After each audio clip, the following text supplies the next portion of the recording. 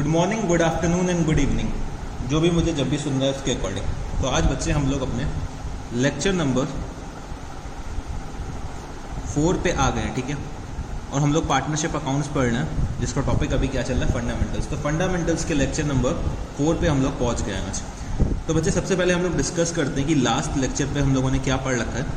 तो बच्चे हम लोगों ने लास्ट लेक्चर पे इंटरेस्ट ऑन ड्राइंग्स के बारे में पढ़ा था। इंटरेस्ट ऑन ड्राइंग्स के बारे में पढ़ा था तो मैंने आपको कुछ 2 केसेस पहले बताए थे कि बच्चे अगर टोटल ड्राइंग्स दे रखी हैं, total drawings during the year दे रखी हैं, total drawings during the year अगर आपको दे रखी हैं और बच्चे आपको रेट का जो परसेंटेज है वो पर एनम दे रखा है, तो बच्चे हम लोग क्या करते थे, उसमें रेट को हाफ कर देते थे, मतलब हम लोग इंटू 6/12 कर देते थे, ठीक है, इंटू 6/12 कर देते थे। उसके बाद बच्चे अगर रेट पे परसेंटेज दे रखा है बट पर एनम नहीं दे रखा है, रेट में सिर्फ परसेंटेज दे रखा है कि इतने % इंटरेस्ट ऑन ड्राइंग्स चार्ज करनी है और पर एनम नहीं दे रखा है, तो हम लोग क्या करते थे, फुल ईयर पे इंटरेस्ट निकालते थे, फुल ईयर का इंटरेस्ट निकाल देते थे रेट पे, ठीक है, फुल ईयर का इंटरेस्ट टोटल ड्राइंग्स पे निकाल देते थे। तो सबसे पहले हम लोगों ने लास्ट क्लास में ये समझा था। फिर बच्चे मैंने आपको कुछ शॉर्टकट्स बताए थे कि अगर हम लोग regular drawings at regular interval अगर करते हैं, अगर regular drawings at regular intervals करते हैं, तो मैंने आपको कुछ शॉर्टकट्स बताए थे। बच्चे रेगुलर ड्राइंग्स मतलब फिक्स्ड अमाउंट हम लोग विड्रॉ कर रहे हैं और बच्चे फिक्स टाइम पीरियड में विड्रॉ कर रहे हैं। अगर हम लोग fixed amount fixed time period पे विड्रॉ करते हैं तो बच्चे मैंने आपको बताया था कि हम लोग 2 केसेस इसमें अराइज होते हैं कि हम लोग मंथली कर सकते हैं या फिर बच्चे हम लोग क्या कर सकते हैं, क्वार्टरली ड्राइंग्स कर सकते हैं। तो बच्चे मंथली के में मैंने आपको 3 केसेस बताए थे कि या तो हम लोग बिगनिंग ऑफ द मंथ करेंगे या फिर मिडल ऑफ द मंथ करेंगे या फिर एंड ऑफ द मंथ करेंगे। सिमिलरली क्वार्टरली के केस में भी हम लोग क्या करते हैं, beginning of the quarter, middle of the quarter और बच्चे at the end of the quarter. तो ये 3 केसेस क्वार्टरली में अराइज होते हैं, ठीक है, beginning of the quarter, mid of the quarter और एंड ऑफ द क्वार्टर।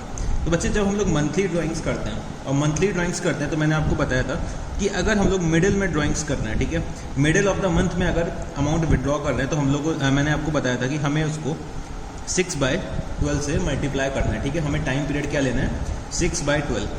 और बच्चे अगर हम लोग एंड में कर रहे हैं तो हम लोग 5.5/12 लेते थे। और बच्चे अगर हम लोग बिगनिंग में कर रहे हैं तो 6.5/12 लेते थे, ठीक है।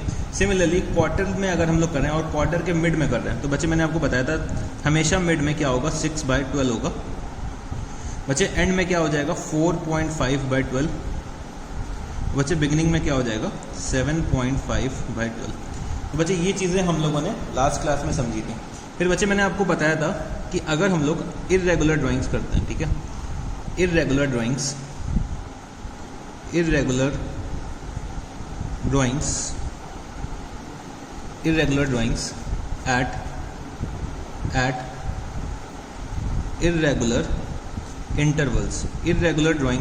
इर्रेगुलर इंटरवल्स अगर करते हैं तो बच्चे हम लोगों को क्या करना होगा, प्रोडक्ट मेथड का यूज़ करना होगा।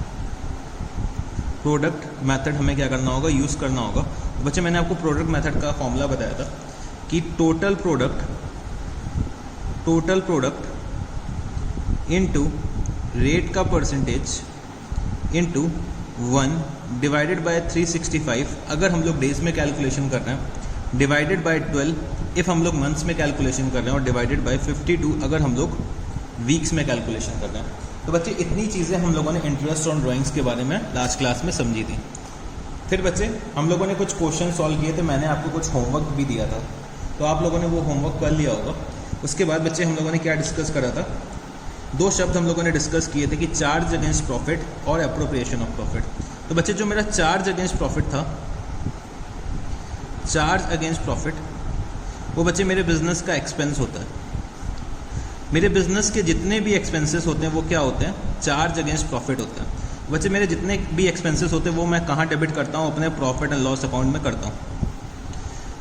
मेरे को प्रॉफिट एंड लॉस अकाउंट में अपने सारे के सारे एक्सपेंसेस डेबिट करने होते हैं, और मेरे बिजनेस के जो एक्सपेंसेस होते हैं उसी को मैं क्या बोलता हूँ? Charge against profit. फिर बच्चे मैंने एक और शब्द डिस्कस किया था, एप्रोप्रिएशन ऑफ प्रॉफिट।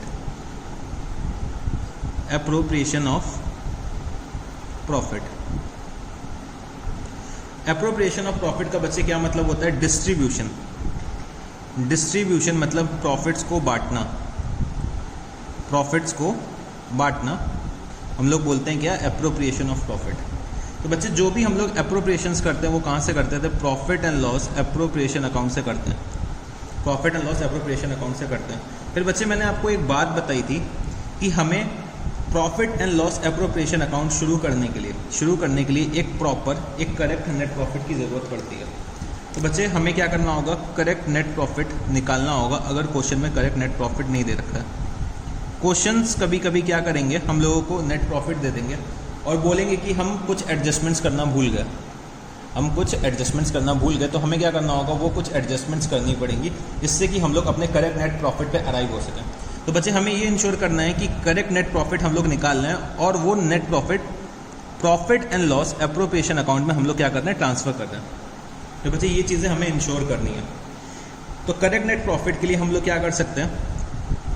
फिर से प्रॉफिट एंड लॉस अकाउंट बना सकते हैं वर्किंग नोट्स में, या फिर कोई एक स्टेटमेंट बना के करेक्ट नेट प्रॉफिट निकाल सकते हैं, या फिर अगर ज़्यादा एडजस्टमेंट्स नहीं है तो profit and loss appropriation account में जाके ब्रैकेट में भी दिखा सकते हैं। ठीक है, तो हमें करेक्ट नेट प्रॉफिट निकालना है, क्योंकि बच्चे करेक्ट नेट प्रॉफिट में बहुत सारी कैलकुलेशंस बेस्ड होती हैं। बहुत सारी कैलकुलेशंस करेक्ट नेट प्रॉफिट पे बेस्ड होती है। जैसे कि अगर हमें कमीशन देना है किसी पार्टनर को as a percentage of net profit, तो बच्चे हमें करेक्ट नेट प्रॉफिट की ज़रूरत पड़ेगी। ठीक है, अगर हमें रिजर्व्स बनाने हैं नेट प्रॉफिट में तो बच्चे हमें करेक्ट नेट प्रॉफिट की ज़रूरत पड़ती है।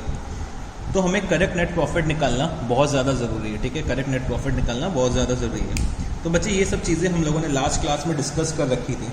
अब बच्चे मैं अपने लास्ट क्लास को आगे बढ़ाता हूँ, और आज हम लोग जो टॉपिक पढ़ने जा रहे हैं उसका नाम क्या है? Interest on loan. तो चलो बच्चे शुरू करते हैं इस टॉपिक को। Interest on loan.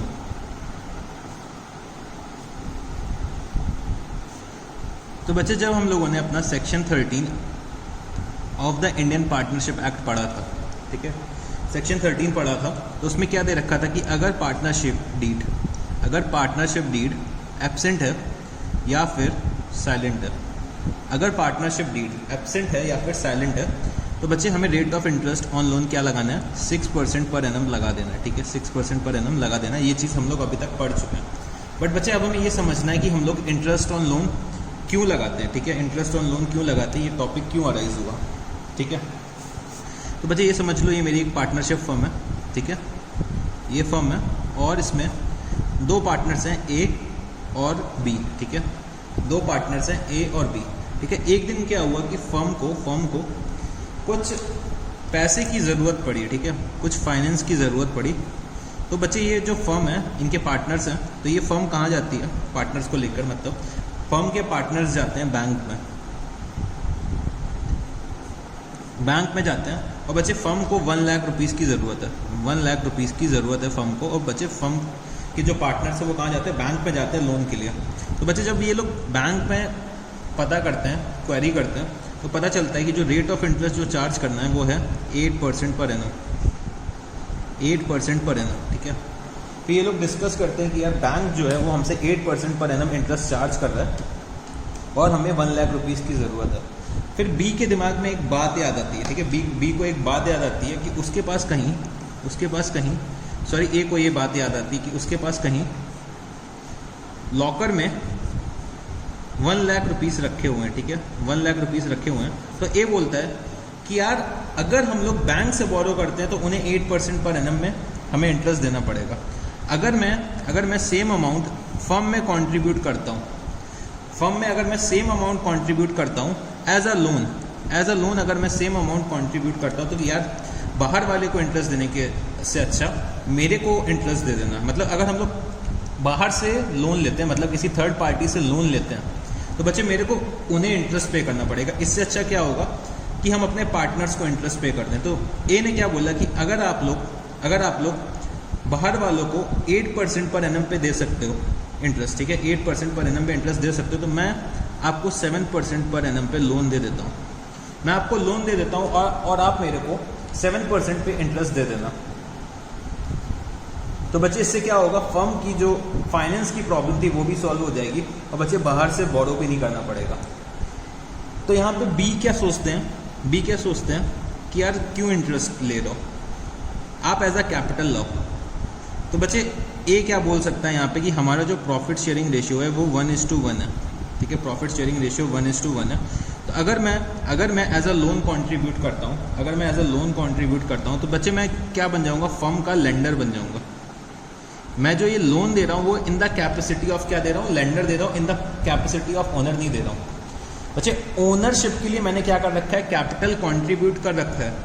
मैं जो ये लोन दे रहा हूँ वो in the capacity of lender दे रहा हूँ, तो बच्चे मैं उस पर क्या करूँगा, इंटरेस्ट चार्ज करूँगा। तो बी यहाँ पे कहते हैं कि आप इंटरेस्ट चार्ज कर लेना, बट रेट ऑफ इंटरेस्ट आप क्या करो, थोड़ा सा कम ले लो। तो हो सकता है वो उन दोनों के बीच में म्यूचुअल डिस्कशंस पे बेस्ड होगा। और बच्चे जो rate of interest partnership deed में मेंशन्ड होगा वो चार्ज किया जाएगा। जो भी rate of interest partnership deed में मेंशन होगा वो क्या होगा, चार्ज किया जाएगा। अगर पार्टनरशिप डीड साइलेंट होती है तो क्या होगा, 6% पर एनम पे इंटरेस्ट दिया जाएगा, ठीक है। तो बच्चे यहाँ पे जो लोन मिल रहा है फर्म को, वो बच्चे पार्टनर्स दे रहे हैं, और पार्टनर अगर दे रहा है तो वो in the capacity of lender दे रहा है, not in the capacity of partner दे रहा है। अगर मैं सेम अमाउंट का लोन मार्केट से भी बोरो करता तो बच्चे मेरे को इंटरेस्ट पे करना पड़ता, अगर मैं बाहर से भी बोरो करता। तो बच्चे यहाँ पे मैं पार्टनर से बोरो कर रहा हूँ तो उसको भी इंटरेस्ट देना पड़ेगा। इसीलिए section 13 of the Indian partnership act में ये लिखा गया कि अगर पार्टनरशिप डीड साइलेंट है तो पार्टनर्स को क्या होना चाहिए, इंटरेस्ट मिलना चाहिए, जिससे कि वो उनका जो लोन का अमाउंट है वो जस्टिफाई हो सके, ठीक है, इसके लिए मैंने को क्या करना है, section 13 of the Indian partnership act में ये लिख दिया गया कि जो पार्टनर को इंटरेस्ट मिलेगा वो किस रेट पे मिलेगा, 6% पर एनम में मिलेगा, अगर पार्टनरशिप डीड एब्सेंट है या फिर साइलेंट है। तो बच्चे ये चीज़ तो हमें समझ में आ गई कि पार्टनर्स लोन दे सकते हैं फर्म को, ठीक है, पार्टनर्स लोन दे सकते हैं फर्म को, तो पार्टनर्स को क्या मिलेगा, इंटरेस्ट मिलेगा। उसके बाद बच्चे मेरे को एक बात और डिस्कस करनी कि हम लोग जर्नल एंट्री क्या पास करेंगे। तो बच्चे मेरे को एक बात और बतानी है कि जो हमारा इंटरेस्ट ऑन लोन होता है, जो हम लोग इंटरेस्ट पे कर रहे हैं, वो बच्चे मेरा क्या होगा, चार्ज अगेंस्ट प्रॉफिट होगा। जो भी हम लोग पार्टनर को इंटरेस्ट ऑन लोन पे करेंगे वो हमारा क्या होगा, चार्ज अगेंस्ट प्रॉफिट होगा। मतलब मेरे बिजनेस का एक्सपेंस होगा, वो हमारा एप्रोप्रिएशन नहीं होगा। तो बच्चे मेरा जो इंटरेस्ट ऑन लोन होगा वो क्या होगा, चार्ज अगेंस्ट प्रॉफिट होगा, वो एप्रोप्रिएशन नहीं होगा।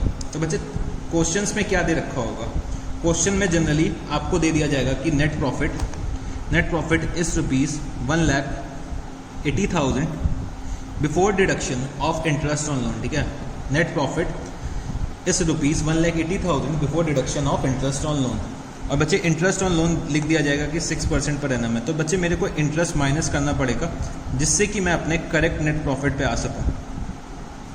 मेरे को करेक्ट नेट प्रॉफिट निकालने के लिए interest on loan net profit से माइनस करना पड़ेगा। और जनरली क्वेश्चंस में ये दिया होता है कि हम लोग इंटरेस्ट ऑन लोन अभी तक हम लोगों ने माइनस नहीं करा है, हमारा जो नेट प्रॉफिट है before adjustment of interest on loan दे रखा हुआ है।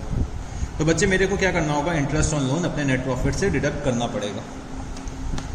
फिर बच्चे जर्नल एंट्री मेरी क्या बनेगी, तो सबसे पहले समझने की कोशिश करना कि जो मेरा इंटरेस्ट ऑन लोन है वो क्या है, बिजनेस का एक्सपेंस है। तो बच्चे बिजनेस का एक्सपेंस है तो वो कहाँ पे जाएगा, प्रॉफिट एंड लॉस अकाउंट में जाएगा। तो profit and loss account debit to interest on partners loan, interest on partners loan account, ठीक है। तो बच्चे जो इंटरेस्ट होगा सबसे पहले हम लोग कहाँ ट्रांसफ़र करेंगे, अपने प्रॉफिट एंड लॉस अकाउंट में ट्रांसफ़र करेंगे। और बच्चे उसके बाद हम लोग क्या करेंगे, पार्टनर्स को इंटरेस्ट पे करने की एंट्री करेंगे, ठीक है। पे करेंगे या मतलब उनके अकाउंट में पेएबल कर देंगे। तो बच्चे दूसरी एंट्री मेरी क्या बनेगी, interest on partners loan account debit to partners loan account. Sir आपने ये क्या करा, ओ माय गॉड, आपने तो यहाँ पे पार्टनर का लोन अकाउंट लिख दिया। हम लोग तो अभी तक जो भी अप्रोप्रिएशंस करते थे वो कहाँ पे करते थे, पार्टनर के कैपिटल अकाउंट में करते थे। बच्चे यहाँ पे जो हमारा पार्टनर है वो बच्चे जो लोन दे रहा है in the capacity of lender दे रहा है, in the capacity of lender दे रहा है, not in the capacity of owner दे रहा है। तो बच्चे पार्टनर जो लोन देता है उसके लिए पार्टनर का एक सेपरेट लोन अकाउंट खोला जाएगा, पार्टनर का एक सेपरेट लोन अकाउंट ओपन करा जाएगा। तो जो इंटरेस्ट होगा, जो भी इंटरेस्ट होगा पार्टनर का, उसके लोन अकाउंट में क्या करा जाएगा, ट्रांसफर कर दिया जाएगा। तो बच्चे हमें ये इंश्योर करना है कि जो पार्टनर के लोन का इंटरेस्ट है वो पार्टनर के लोन अकाउंट में ट्रांसफर हो रहा है। बहुत से बच्चे यहाँ पे कंफ्यूज हो जाते हैं और यहाँ पे पार्टनर के कैपिटल अकाउंट का नाम लिख देते हैं। ये बच्चे एक ये कॉमन एरर है जो ये बच्चे करते हैं। तो हमें ये इंश्योर करना है कि जो हम लोग इंटरेस्ट ट्रांसफर कर रहे हैं वो कहाँ ट्रांसफर कर रहे हैं, पार्टनर के लोन अकाउंट में कर रहे हैं। उसके बाद बच्चे चलो अब हम लोग इससे रिलेटेड कुछ क्वेश्चंस करने की कोशिश करते हैं, ठीक है। इससे रिलेटेड कुछ क्वेश्चंस करने की कोशिश करते हैं। तो मेरे साथ आप लोग आ जाओ क्वेश्चन नंबर 6 में। तो क्या दे रखा है कि A and B are partners in a firm sharing profits in the ratio of 3:2. They had advanced to the firm a sum of rupees 30,000 as a loan in their profit sharing ratio on 1st October 2017. The partnership deed is silent on interest on loans from partners. Compute interest payable by the firm to the partners, assuming the firm closes its book every year on 31st March. तो बच्चे A और B ने 30,000 rupees as a loan contribute करा है firm में in their profit sharing ratio. तो बच्चे 30,000 rupees को अगर ये लोग कॉन्ट्रीब्यूट कर रहे हैं इन देयर प्रॉफिट शेयरिंग रेशियो, तो क्या शेयर निकल के आएगा दोनों का, तो 30,000 इंटू 3/5, 30,000 इंटू 2/5। तो ये उनका क्या होगा, शेयर निकल के आएगा कि इतना लोन इन लोगों ने कॉन्ट्रीब्यूट करा है। और बच्चे क्या दे रखा हुआ है कि पार्टनरशिप डीड क्या है, साइलेंट है। अगर पार्टनरशिप डीड साइलेंट होती है तो हम लोग रेट ऑफ इंटरेस्ट क्या चार्ज करते हैं, 6% per annum as per section 13 of the Indian partnership act. तो चलो बच्चे इस क्वेश्चन को सॉल्व करते हैं। तो क्वेश्चन नंबर 6, सबसे पहले हमें क्या करना है, कैलकुलेट करना है कि पार्टनर्स ने कितना लोन कंट्रीब्यूट करा है। तो contribution, calculation of amount of loan given. तो बच्चे ए ने कितना दिया होगा, 30,000 इंटू 3/5, और बी ने कितना दिया होगा, 30,000 इंटू 2/5। बच्चे अगर मैं इसको सॉल्व करता हूँ तो कितना आएगा, 18,000 रुपीज़, और ये कितना आएगा 12,000 रुपीज़। तो इन लोगों ने कितना लोन दे रखा हुआ है, 18,000 रुपीज़ का दे रखा है और 12,000 रुपीज़ का दे रखा है। और बच्चे जो लोन दे रखा हुआ है वो कब दे रखा है, 1 अक्टूबर 2017 को दे रखा है। तो बच्चे 1 अक्टूबर को दे रखा है, तो 1 अक्टूबर से 31 मार्च तक का मेरे को इंटरेस्ट कैलकुलेट करना पड़ेगा, मतलब 6 मंथ्स का मेरे को इंटरेस्ट कैलकुलेट करना पड़ेगा। तो बच्चे मैं यहाँ पे लिखता हूँ इंटरेस्ट ऑन लोन कितना हो जाएगा, अगर ए का मैं कैलकुलेट करूँ तो बच्चे 18,000 पे 6% इंटू 6/12, क्योंकि 6 मंथ्स का इंटरेस्ट कैलकुलेट करना है मेरे को। तो बच्चे अगर मैं इसको सॉल्व करता हूँ तो कितना निकल के आएगा, 18,000 का 6% डिवाइडेड बाई 2, तो ये आ रहा है बच्चे 540 रुपीज़ ए को इंटरेस्ट मिलेगा। फिर बच्चे बी का अगर मैं कैलकुलेट करता हूँ तो कितना आएगा, 12,000 रुपीज़ का 6% इंटू 6/12। बच्चे ये कितना निकल के आएगा, 12,000 का 6% divided by 2 is equal to rupees 360। तो बच्चे बी को कितना इंटरेस्ट मिलेगा, 360 रुपीज़ मिलेगा। और बच्चे मैं यहाँ पे एक छोटा सा नोट लिख दूंगा, in case of absence of partnership deed section 30 shall apply and rate of interest will be 6% per annum. ठीक है, तो बच्चे मेरे को एग्जामिनर को बताना पड़ेगा कि मैंने 6% पर एनम क्यों चार्ज किया। ठीक है, क्यों चार्ज किया, ये कहाँ लिखा हुआ, तो ये बच्चे मेरे को एग्जामिनर को क्या करना होगा, कम्युनिकेट करना पड़ेगा। ठीक है, मेरे को ये एग्जामिनर को कम्युनिकेट करना पड़ेगा। चलो बच्चे और आगे बढ़ते हैं, तो मेरे साथ आप लोग आ जाओ। अब क्वेश्चन नंबर हम लोग करने जा रहे हैं, क्वेश्चन नंबर 9 करते हैं। ठीक है, क्वेश्चन नंबर 9, क्वेश्चन नंबर 9। तो क्या दे रखा हुआ है कि bat and ball are partners sharing the profits in the ratio of 2:3 with capitals of rupees 1,20,000 and rupees 60,000 respectively. On 1st October 2017, Bat and Ball granted loans of rupees 2,40,000 and rupees 1,20,000 respectively to the firm. Bat had allowed the firm to use his property for business for a monthly rent of rupees 5,000. The loss for the year ended 31st March before rent and interest amounted to rupees 9,000. Show the distribution of profit or loss. तो बच्चे इस question को solve करने के लिए मेरे को आपको पहले एक कॉन्सेप्ट पढ़ाना पड़ेगा। चलो पहले हम लोग वो कॉन्सेप्ट डिस्कस करते हैं, उसके बाद हम लोग क्वेश्चन नंबर 9 सॉल्व करेंगे। तो बच्चे मेरे साथ लिखना है यहाँ पे कॉन्सेप्ट का नाम, rent paid to partner. Rent paid to partner, ये क्या है, कॉन्सेप्ट का नाम है। अब बच्चे मेरे साथ कॉन्सेप्ट को समझने की कोशिश करना। ठीक है बच्चे, ये जो है वो क्या है, मेरी फर्म है। ठीक है, फर्म है और इस फर्म में 2 पार्टनर्स हैं, ए और बी। ठीक है, तो बच्चे 2 पार्टनर्स हैं और ये पार्टनर्स जो हैं अपना पार्टनरशिप का बिजनेस शुरू करने जा रहे हैं। इन लोगों ने क्या करा है, एक फर्म बना लिया। और बच्चे इनको पार्टनरशिप के बिजनेस शुरू करने के लिए, ठीक है, पार्टनरशिप का बिजनेस शुरू करने के लिए एक जगह की रिक्वायरमेंट है। ठीक है, कहीं ना कहीं बिजनेस करने के लिए हमें कोई प्रेमाइसिस चाहिए होता है, हमें कोई एक जगह की ज़रूरत होती है जहाँ से हम लोग अपना बिजनेस कैरी ऑन कर सकें, जहाँ पे हम लोग अपना ऑफिस बना सकें। तो बच्चे ये लोग ए और बी मार्केट में जाके जगह जगह जाके रेंट में जगह ढूंढ रहे थे। ठीक है, रेंट में जगह ढूंढ रहे थे, तो वैरायटी ऑफ शॉप्स देखी, डिफरेंट जगह गए ये लोग, शॉप्स देखी। ठीक है, और रूम्स देखे कि कहाँ पे ये लोग अपना ऑफिस सेटअप कर सकते हैं। फिर बच्चे बी के दिमाग में एक आइडिया आया, बी के दिमाग में एक आइडिया आया कि बच्चे जो ये बी का घर है, जो ये बी का घर है, उसका ग्राउंड फ्लोर जो है वो अभी फ्री पड़ा हुआ है। ठीक है, फ्री पड़ा है मतलब वो अभी ऑक्यूपाइड नहीं है। और बच्चे जो बी है वो हमारा कहाँ पे, फर्स्ट फ्लोर पे यहाँ पे रहता है।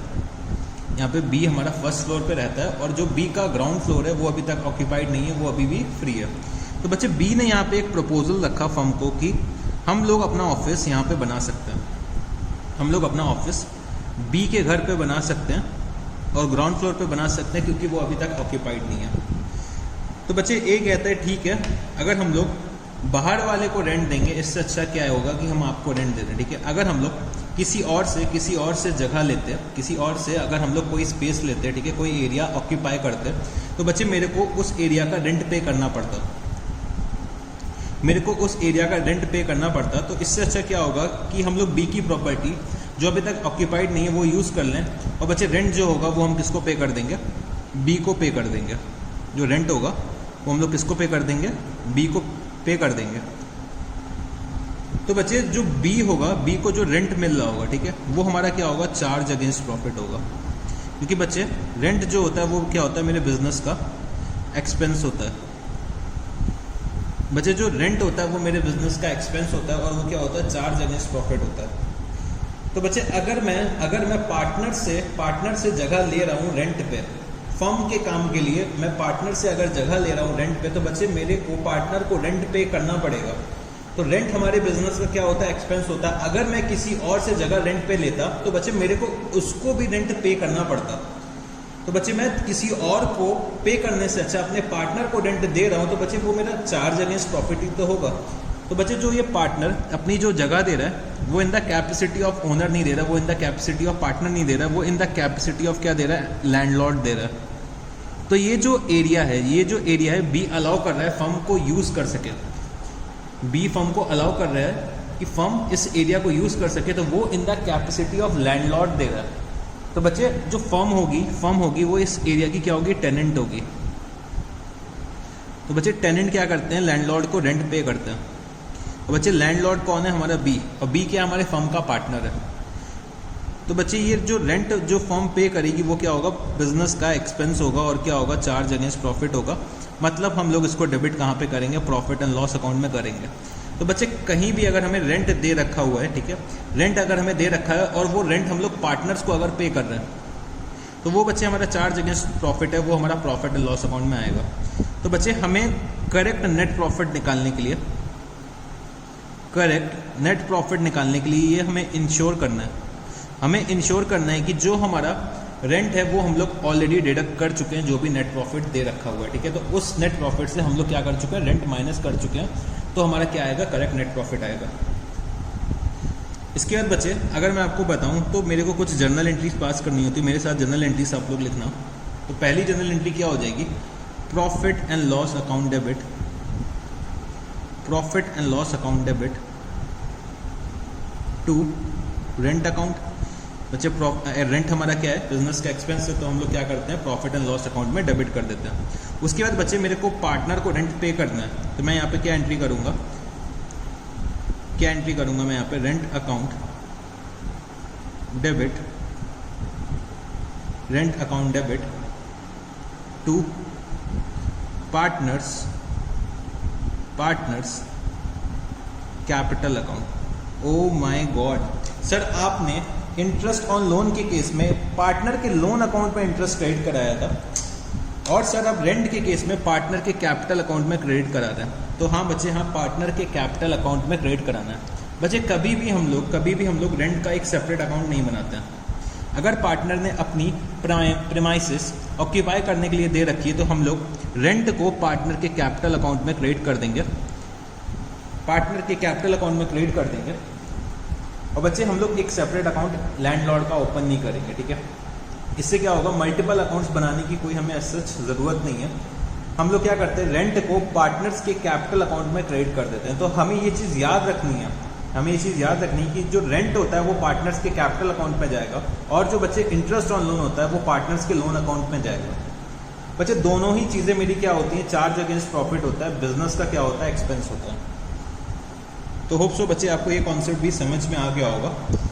इसके बाद चलो हम लोग अपने क्वेश्चन नंबर 9 को अब सॉल्व करने की कोशिश करते हैं। तो बच्चे जो क्वेश्चन नंबर 9 दे रखा हुआ है, क्वेश्चन नंबर 9 दे रखा हुआ है, इसको हम लोग सॉल्व करते हैं। तो एक बार हम लोग चलो फिर से क्वेश्चन नंबर 9 रीड करते हैं, क्या दे रखा हुआ है कि bat and ball are partner sharing profits in the ratio of 2:3 with capitals of ₹1,20,000 and ₹60,000 respectively.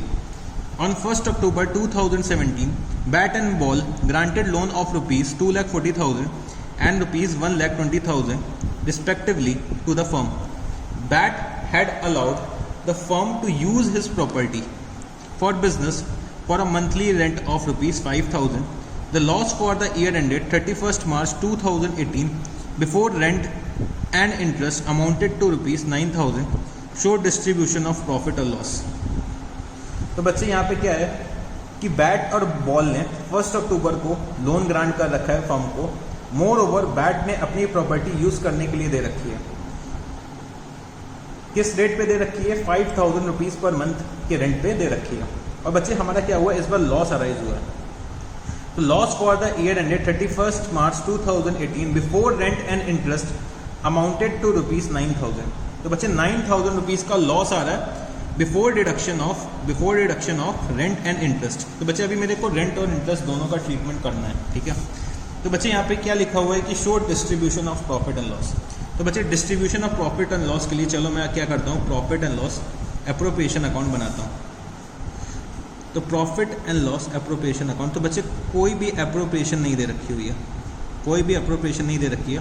और बच्चे हमें एक चीज़ और डिस्कस करनी है कि अगर हम लोगों ने ड्यूरिंग द ईयर लॉस सफ़र करा है, अगर हमारी फर्म ने ड्यूरिंग द ईयर लॉस सफ़र करा है और बच्चे क्वेश्चन में कुछ एप्रोप्रिएशंस दे रखी हैं, अगर कुछ क्वेश्चंस में एप्रोप्रिएशंस दे रखी हैं और हमारा जो क्या आ रहा है, नेट लॉस आ रहा है, तो बच्चे हम लोग एप्रोप्रिएशंस नहीं करेंगे। बच्चे हम लोग प्रॉफिट्स को बांटते हैं, प्रॉफिट्स को डिफरेंट फॉर्म में बांट देते हैं, सैलरी के फॉर्म में दे देते हैं, कमीशन के फॉर्म में दे देते हैं, इंटरेस्ट ऑन कैपिटल के फॉर्म में दे देते हैं। बच्चे अगर प्रॉफिट ही नहीं होगा तो हम बांटेंगे कैसे। तो बच्चे सिंपली हम लोग क्या करते हैं, लॉस के केस में लॉस पार्टनर्स में डिस्ट्रीब्यूट कर देते हैं। तो उसी के लिए मैं क्या कर रहा हूँ, अपना profit and loss appropriation account बना रहा हूँ। तो बस इतना सा ज़रूरी है, इतने में मेरा क्या होगा, क्वेश्चन सम अप हो जाएगा। तो profit and loss appropriation account for the year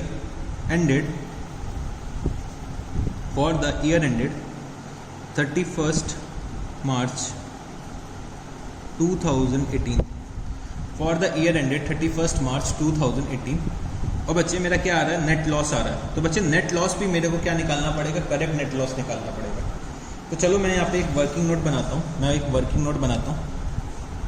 मैंने यहाँ पे लिखा वर्किंग नोट। और बच्चे वर्किंग नोट नंबर 1 मैंने यहाँ पे लिखा कैलकुलेशन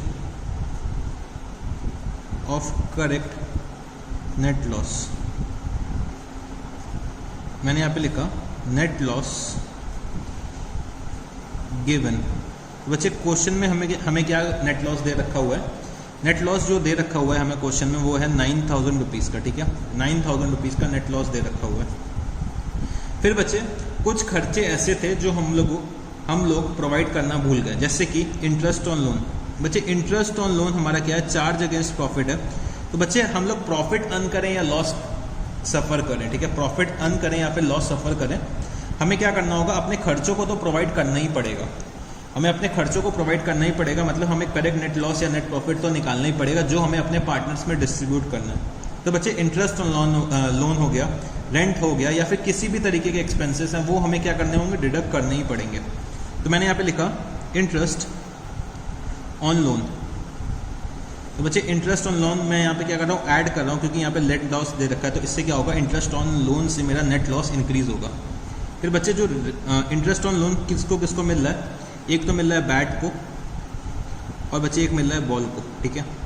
फिर उसके बाद बच्चे रेंट पे करना होगा। तो रेंट किसको पे करना होगा, बच्चे रेंट बैट को पे करना होगा, क्योंकि बैट ने अपनी प्रॉपर्टी दे रखी है। तो बच्चे बैट ने जो दे रखी है 5,000 पर मंथ पे दे रखी है, तो 5,000 × 12 मैंने यहाँ पे क्या लिखा, 60,000 रुपीज़ यहाँ पे क्या करना होगा, फर्म को रेंट का पे करना होगा। फर्म को रेंट का कितना पे करना होगा, 60,000 रुपीज़ बैट को पे करना पड़ेगा। फिर बच्चे इंटरेस्ट ऑन लोन अगर मैं निकालता हूँ, तो बच्चे जो बैट ने लोन दे रखा है वो कितना दे रखा है, 2,40,000 रुपीज़ का दे रखा है। और बच्चे जो रेट ऑफ इंटरेस्ट है, रेट ऑफ इंटरेस्ट क्या एप्लीकेबल होगा, तो हमारी पार्टनरशिप डीड के बारे में यहाँ पे क्वेश्चन में कुछ भी मेंशन नहीं है, हमारा पार्टनरशिप डीड के बारे में कुछ भी मेंशन नहीं है। तो बच्चे हम लोग क्या करेंगे, 6% पर एनम पे कैलकुलेट करेंगे। और बच्चे जो लोन दे रखा है वो कब दे रखा है, 1 अक्टूबर को दे रखा है, तो हम लोग 6 मंथ्स का इंटरेस्ट निकालते हैं। फिर बच्चे जो बॉल ने लोन दे रखा है वो कितने का दे रखा है, 1,20,000 रुपीज़ का दे रखा है। रेट ऑफ इंटरेस्ट क्या हो जाएगा, 6%, और बच्चे 6/12। अगर मैं इसको सॉल्व करता हूँ तो बैट का इंटरेस्ट आता है 2,40,000 का 6% डिवाइडेड बाई 2, तो बच्चे ये आ रहा है 7,200। 1,20,000 का 6% डिवाइडेड बाई 2, तो बच्चे ये आ रहा है 3,600। तो बच्चे मेरा जो करेक्ट नेट लॉस आएगा वो क्या आएगा, अगर मैं इसको निकालता हूँ तो कितना आएगा, तो 9,000 प्लस 7,200 प्लस 3,600 प्लस 60,000, तो बच्चे ये आता है 79,800 रुपीज़ का मेरा क्या आ रहा है, करेक्ट नेट लॉस आ जाएगा, ठीक है। तो बच्चे मैंने ये क्या करा, अपने जो profit and loss appropriation account में बना रहा था उस पर जाके मैंने ये नेट लॉस लिख दिया है। तो यहाँ पे मैंने नेट लॉस कितना लिखा,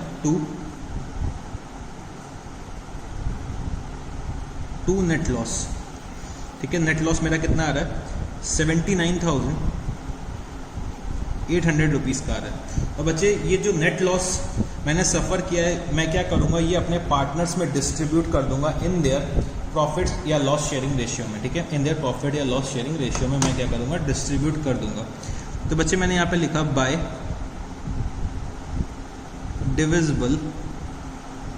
डिविजिबल लॉस।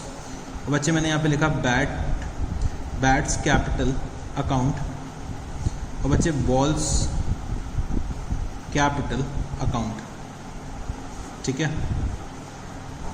तो बच्चे कितना लॉस है, 79,800 का, 79,800 का मैंने यहाँ पे लॉस लिखा।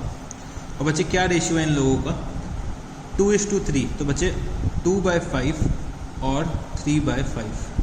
अगर मैं इसको लिखना चाहूँ तो कितना हो जाएगा, 79,800 divided by 5 into 2।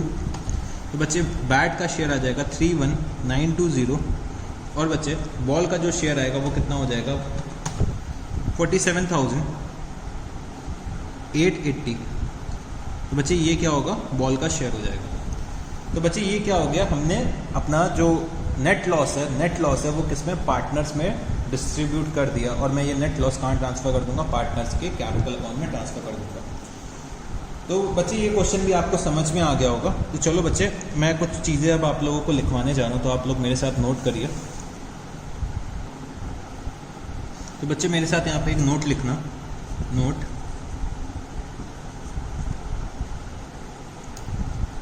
in case of loss, no appropriations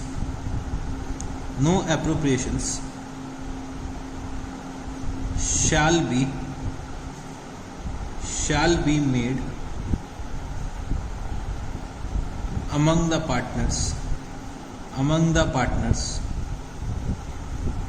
only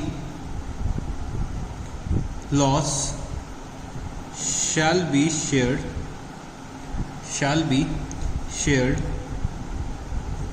by the partners, only loss shall be shared by the partners। तो बच्चे अगर लॉस अराइज हो रहा है, अगर लॉस आ रहा है प्रॉफिट एंड लॉस अकाउंट से, तो हमें ये इंश्योर करना है कि हमें किसी भी तरीके की अप्रोप्रिएशंस नहीं करनी है, चाहे वो इंटरेस्ट ऑन कैपिटल हो, चाहे वो सैलरी हो, चाहे वो कमीशन हो, किसी भी तरीके की अप्रोप्रिएशन हो, तो वो हमें नहीं करनी है। बस हमें क्या करना है, जो लॉस अर्न करा है, जो लॉस सफ़र करा है, वो हमें पार्टनर्स को डिस्ट्रीब्यूट कर देना है through profit and loss appropriation account, ठीक है। उसके बाद एक और नोट लिखना मेरे साथ, यहाँ पे note in case of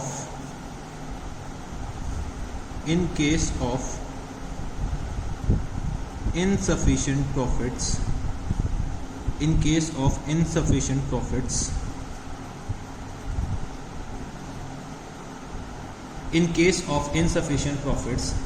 whenever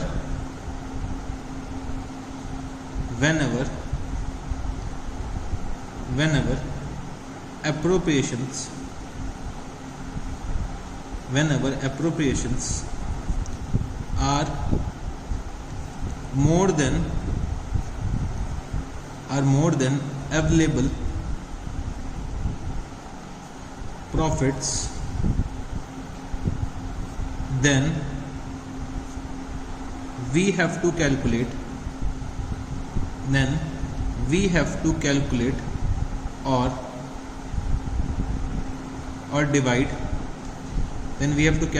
or divide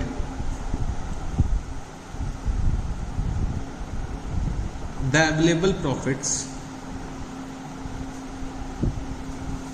तो बच्चे मैं डायरेक्टली लिख देता हूँ कि then we have to divide, ठीक है, कैलकुलेट आप हटा सकते हैं, then we have to divide the available profits in ratio of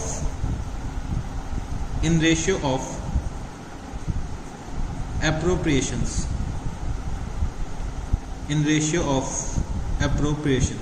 ठीक है। सर इसका क्या मतलब हुआ? तो चलो बच्चे, इसके लिए मैं आपको एक एग्जांपल कराता हूँ, तो जिससे कि आप लोगों को ये चीज़ समझ में आ जाए। तो सबसे पहले आप लोग ये चीज़ नोट कर लीजिए, उसके बाद मैं एग्जांपल कराता हूँ आपको। चलो बच्चे, एग्जांपल नोट करना मेरे साथ आप लोग। तो example,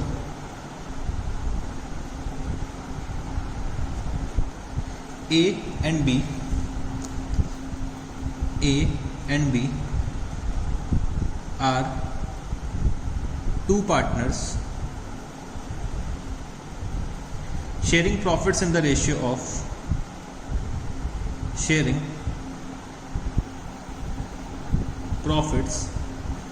in the ratio of 2:1, net profit of the firm, net profit of the firm is rupees 60,000 is interest on capital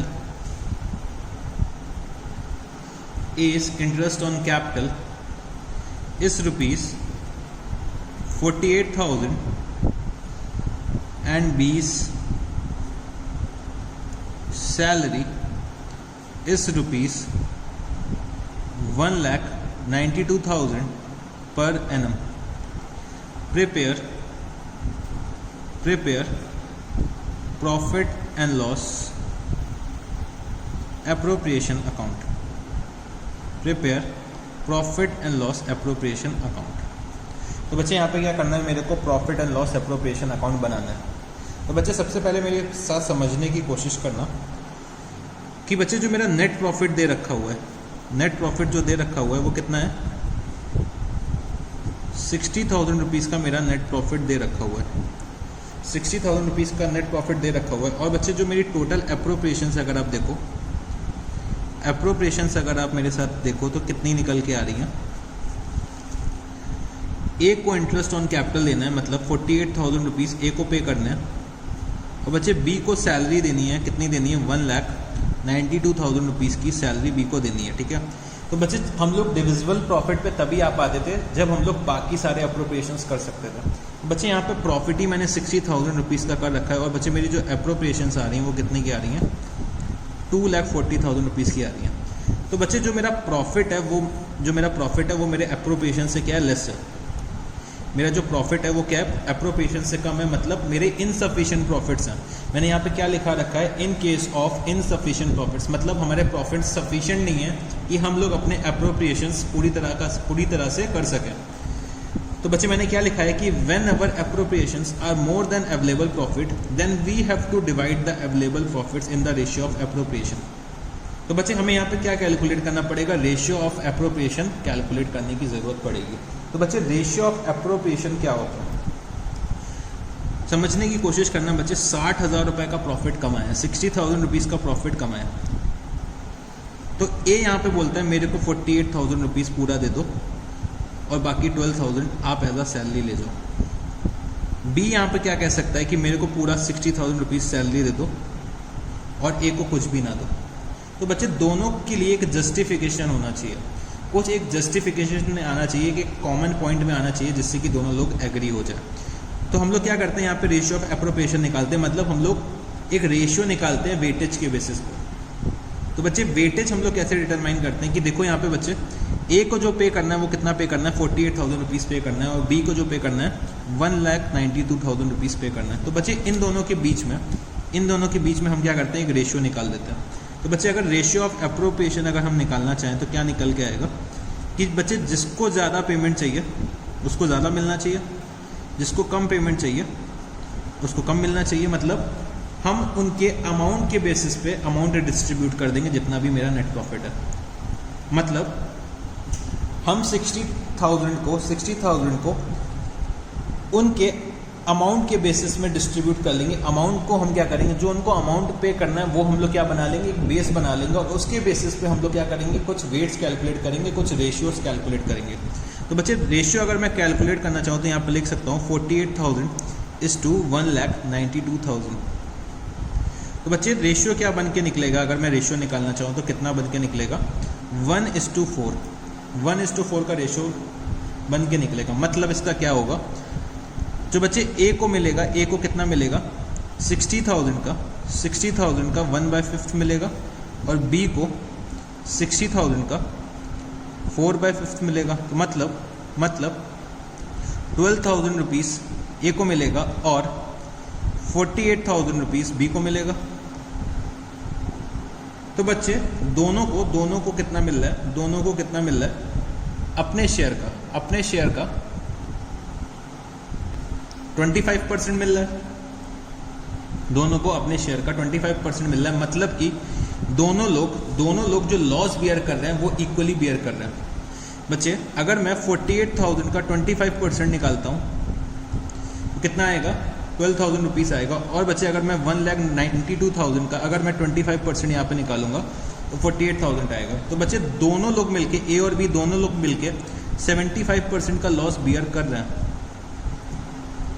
75% का लॉस बियर कर रहे हैं। तो वो बच्चे हम लोग रेशियो ऑफ एप्रोप्रिएशन के बेसिस में बियर कर रहे हैं। तो बच्चे हमें रेशियो ऑफ एप्रोप्रिएशन निकालना पड़ेगा, मतलब जितना अमाउंट जिसको पे करना है उसको मैं क्या करूँगा, वेट असाइन करूँगा। तो बच्चे जिसको ज़्यादा अमाउंट मिलना चाहिए उसको ज़्यादा मिलेगा, जिसको कम अमाउंट मिलना चाहिए उसको कम मिलेगा। दोनों लोग लॉस जो होंगे वो इक्वली बियर करेंगे।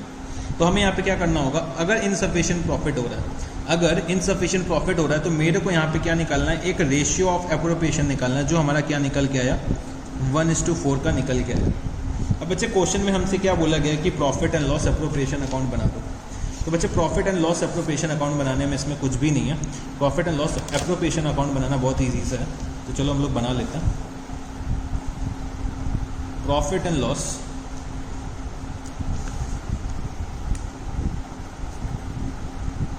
एप्रोप्रिएशन अकाउंट,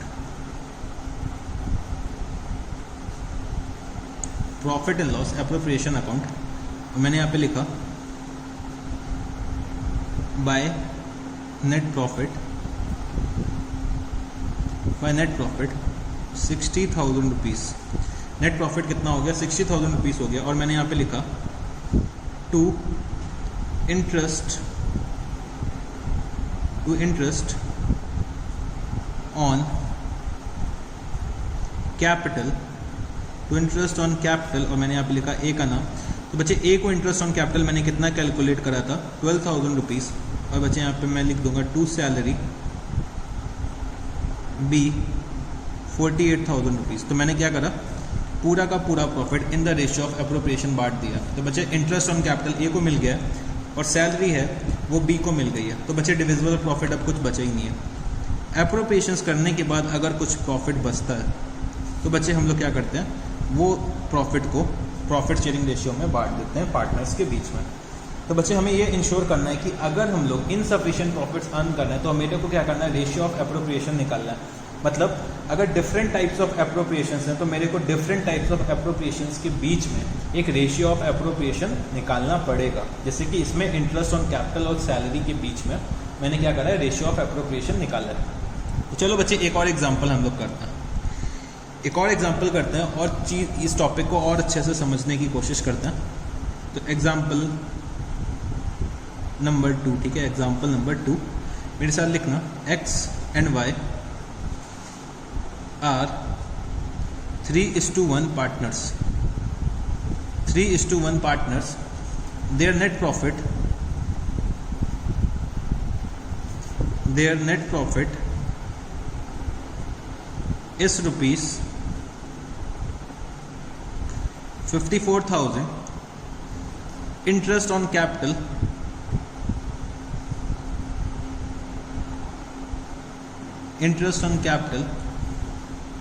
is as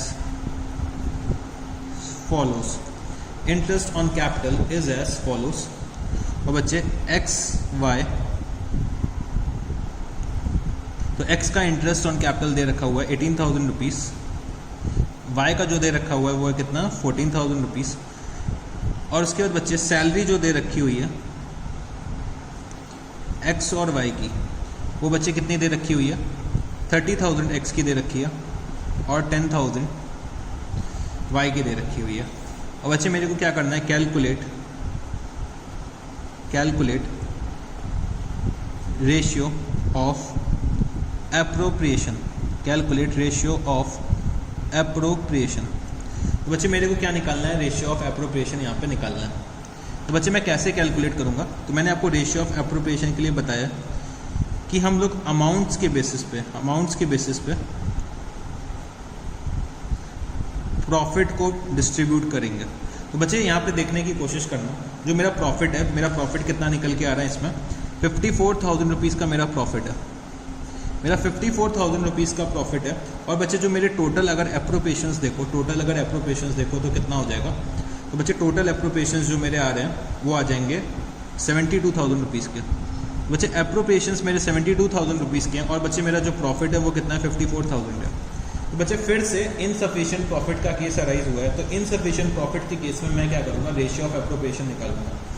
तो बच्चे मेरे को रेशियो ऑफ एप्रोप्रिएशंस कैसे निकालना है, हमें कितना अमाउंट पे करना है, हमें कितना अमाउंट पे करना है उस बेसिस पे निकाल लेंगे।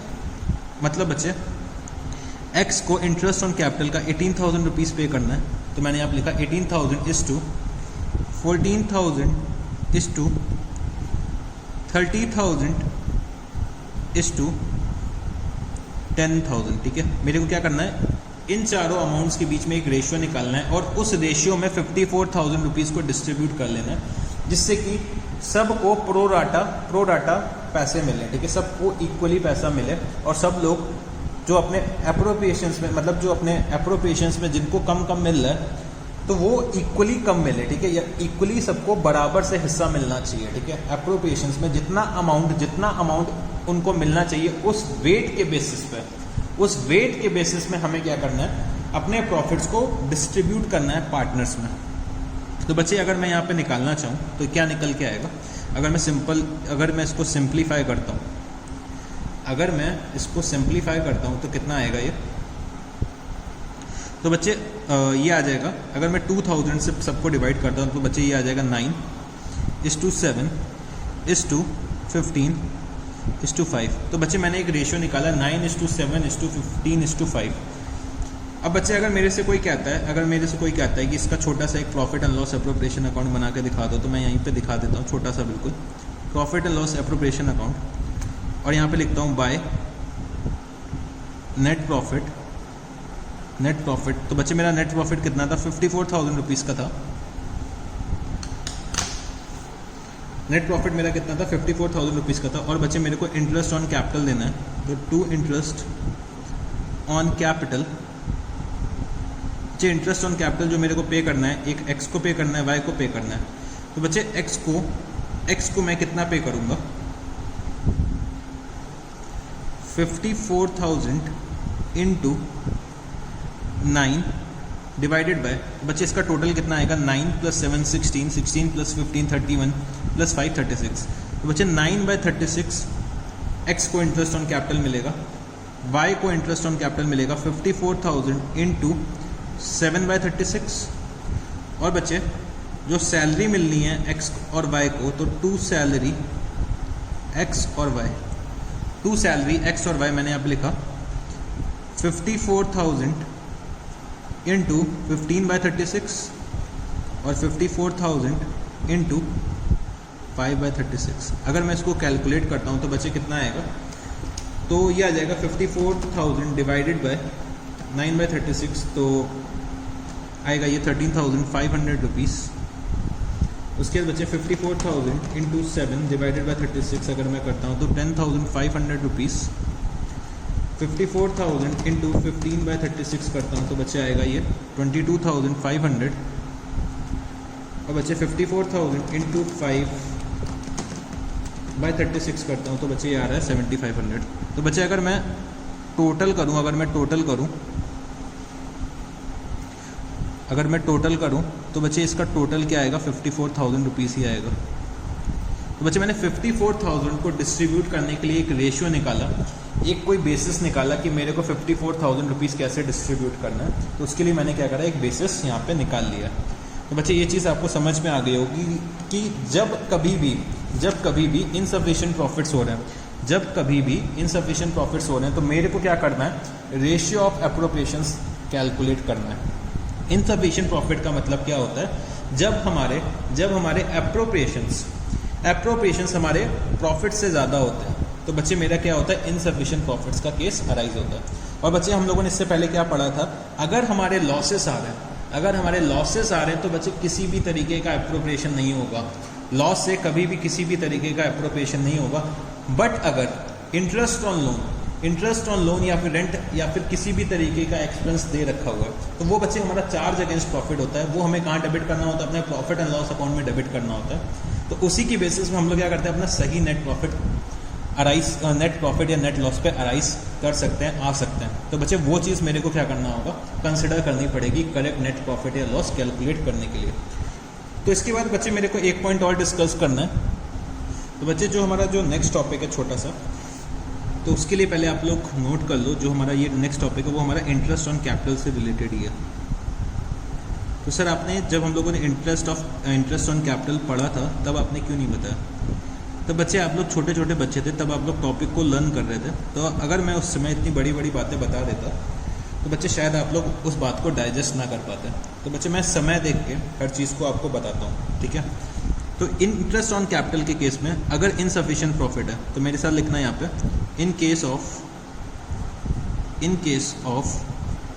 Insufficient profit, in case of insufficient profits and only appropriation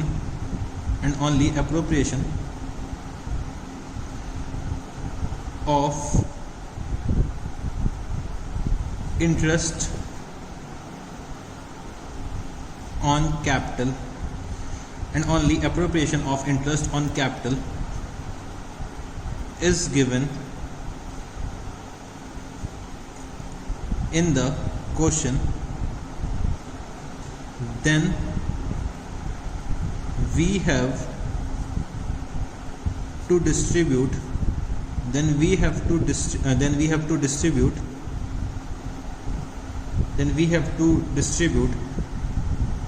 profits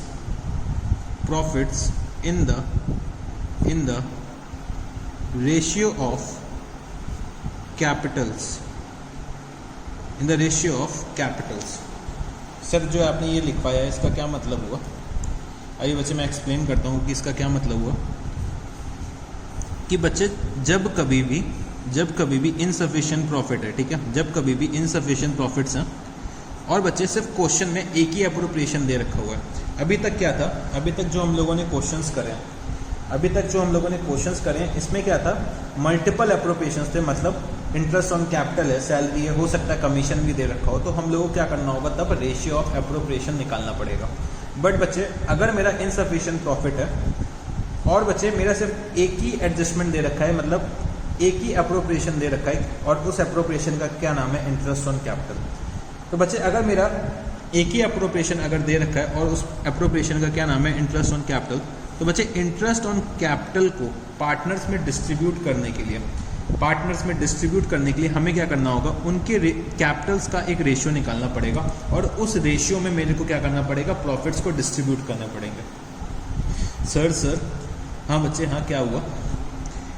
तो सर हमें ये चीज़ अभी नहीं समझ में आई है, आपने क्या बोला अभी मेरे को नहीं समझ में आया। तो चलो बच्चे समझने के लिए हम लोग क्या करते हैं, एक एग्जाम्पल डिस्कस करते हैं। तो यहाँ पे लिखते हैं example,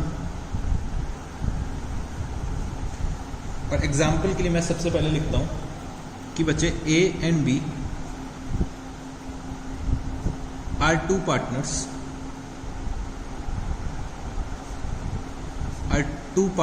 sharing profits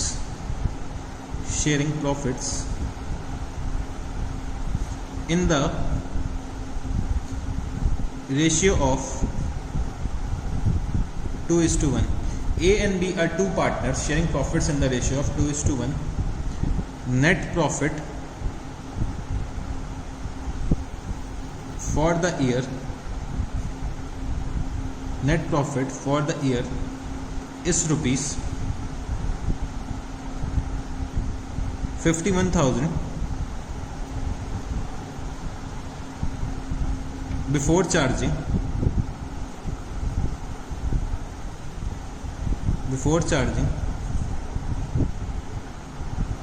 interest on capital। और बच्चे interest on capital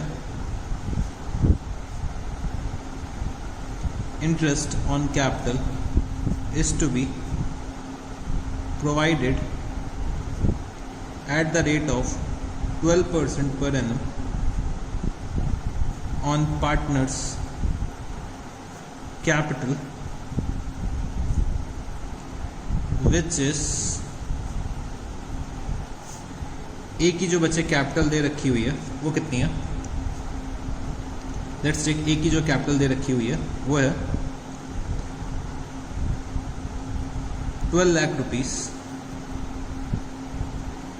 lakh rupees, और बच्चे जो बी की कैपिटल दे रखी हुई है वो कितनी है, 5 लाख रुपीस दे रखी हुई है, ठीक है, ठीक है। तो प्रिपेयर प्रॉफिट एंड लॉस,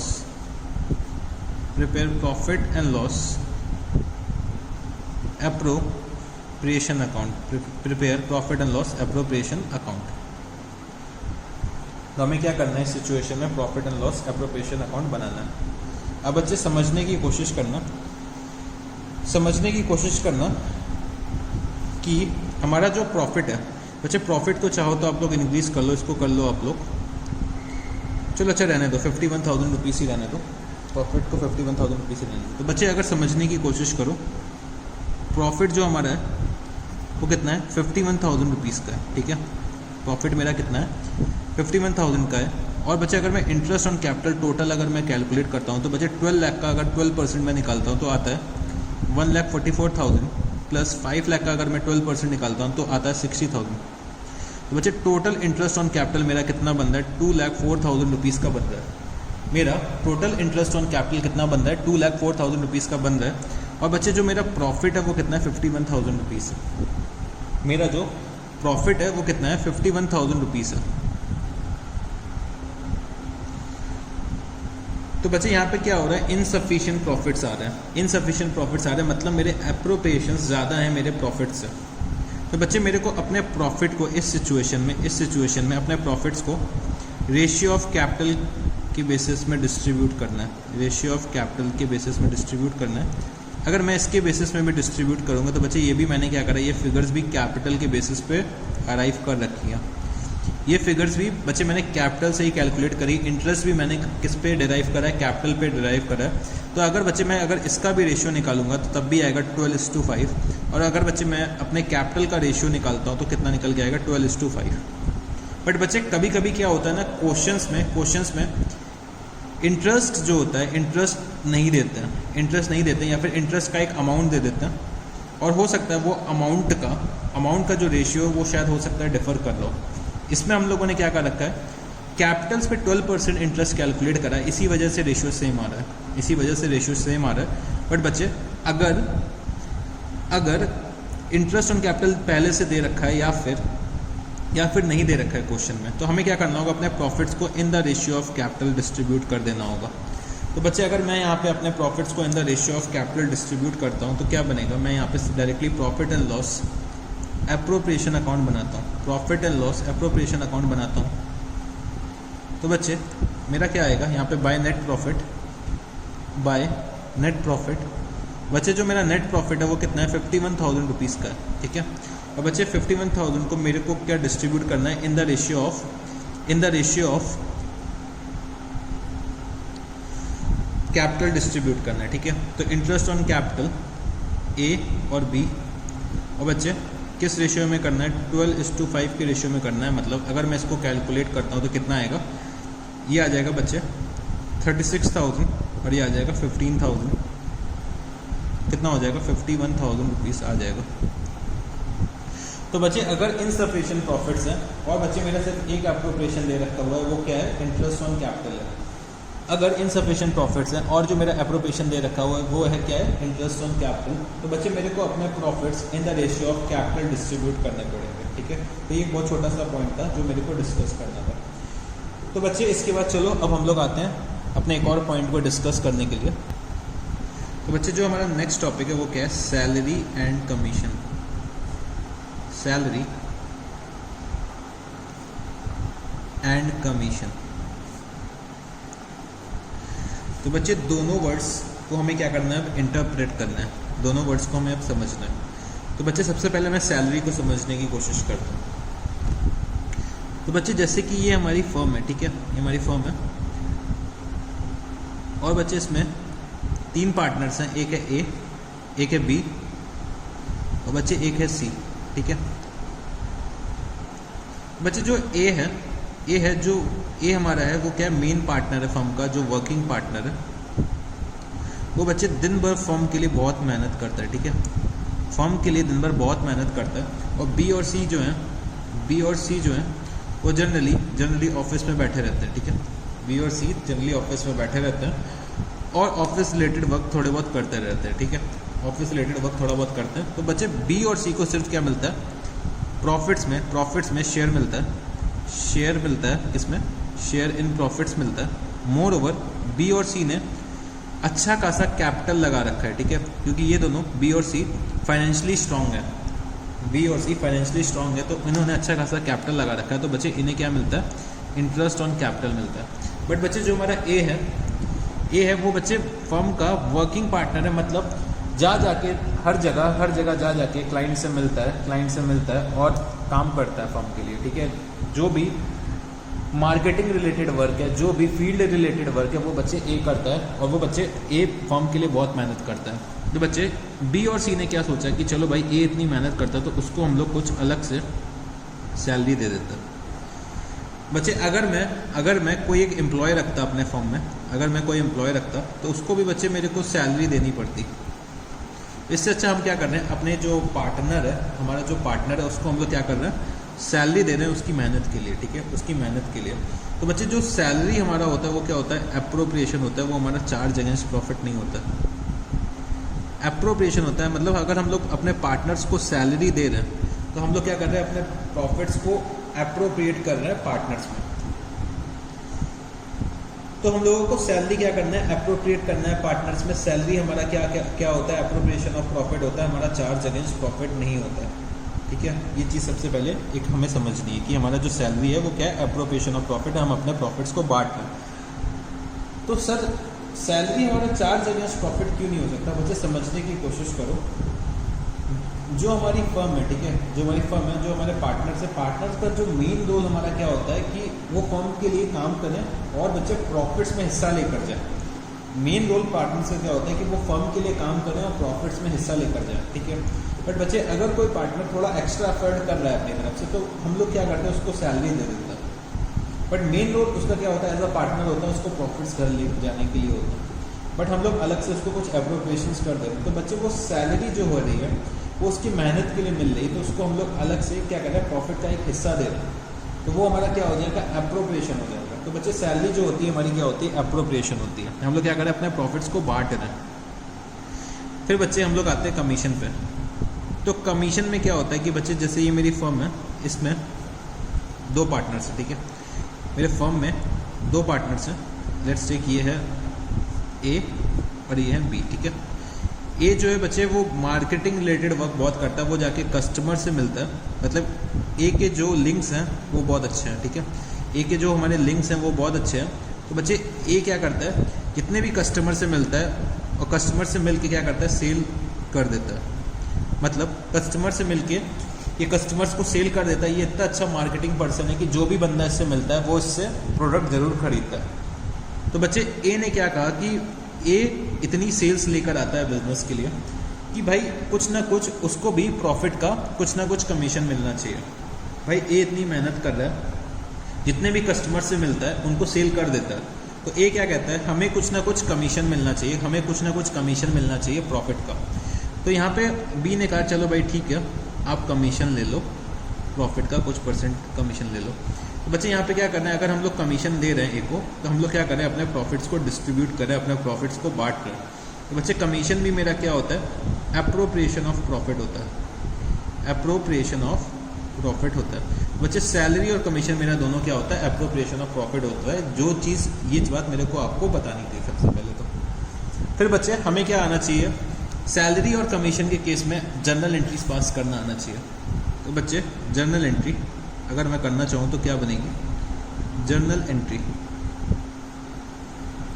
मैंने यहाँ पे लिखा profit and loss appropriation account debit, profit and loss appropriation account debit to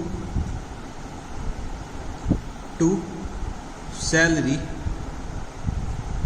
oblique commission, to salary oblique commission, या फिर अगर किसी तरीके का बोनस भी मिल रहा है पार्टनर्स को तो वो भी हम लोग क्या करेंगे, सेम एंट्री में इनकॉर्पोरेट कर लेंगे।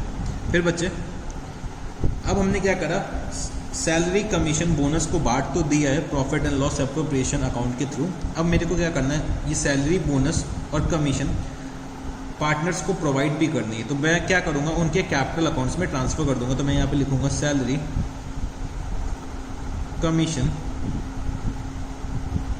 Salary commission, bonus account debit to partners capital account. ठीक है, पार्टनर्स कैपिटल अकाउंट। बच्चे ये दो जनरल एंट्री हैं जो मेरे को आनी चाहिए सैलरी और कमीशन से रिलेटेड। ठीक है, फिर बच्चे कमीशन में मेरे को और डिस्कशन करना है, कमीशन में मेरे को और डिस्कशन करना है। तो बच्चे कमीशन बेसिकली दो तरीके के होते हैं। जो हम लोगों ने फाइनल अकाउंट्स जब हम लोगों ने पढ़ा था तो हम लोगों ने डिस्कस करा था, जब हम लोग छोटे छोटे बच्चे थे तो हम लोगों ने फाइनल अकाउंट्स पढ़ा था। और फाइनल अकाउंट्स में हमने कमीशन दो तरीके से समझा था। एक तो होता था बिफोर चार्जिंग सच कमीशन और एक होता था बच्चे आफ्टर चार्जिंग सच कमीशन। तो वो हमें अब क्या करना है, डिस्कस करना है। तो बिफोर चार्जिंग सच कमीशन,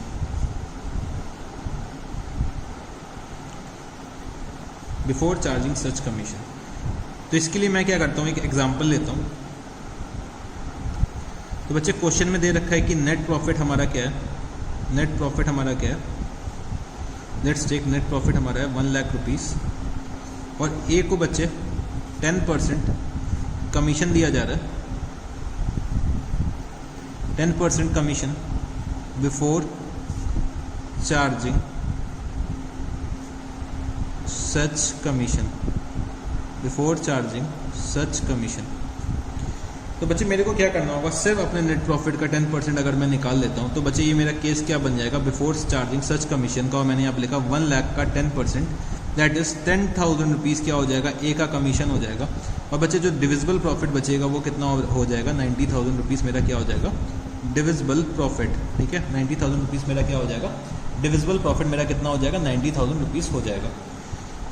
फिर बच्चे बिफोर चार्जिंग सच कमीशन क्या होता है, हमें डायरेक्टली अपने नेट प्रॉफिट का एक परसेंटेज निकाल के रख देना, वो मेरा क्या हो जाएगा, कमीशन हो जाएगा। अगर मैं इसको फॉर्मूले के टर्म्स में लिखना चाहूँ, अगर मैं इसको फॉर्मूले के टर्म्स में लिखना चाहूँ तो मैं इसको कैसे लिख सकता हूँ, net profit into rate of commission. अगर मैं net profit into rate of commission कर दूं तो ये मेरा क्या आ जाएगा, बिफोर चार्जिंग सच कमीशन आ जाएगा। तो sir before charging such commission क्या इतना इजी होता है? हाँ बच्चे हाँ, ये इतना इजी होता है।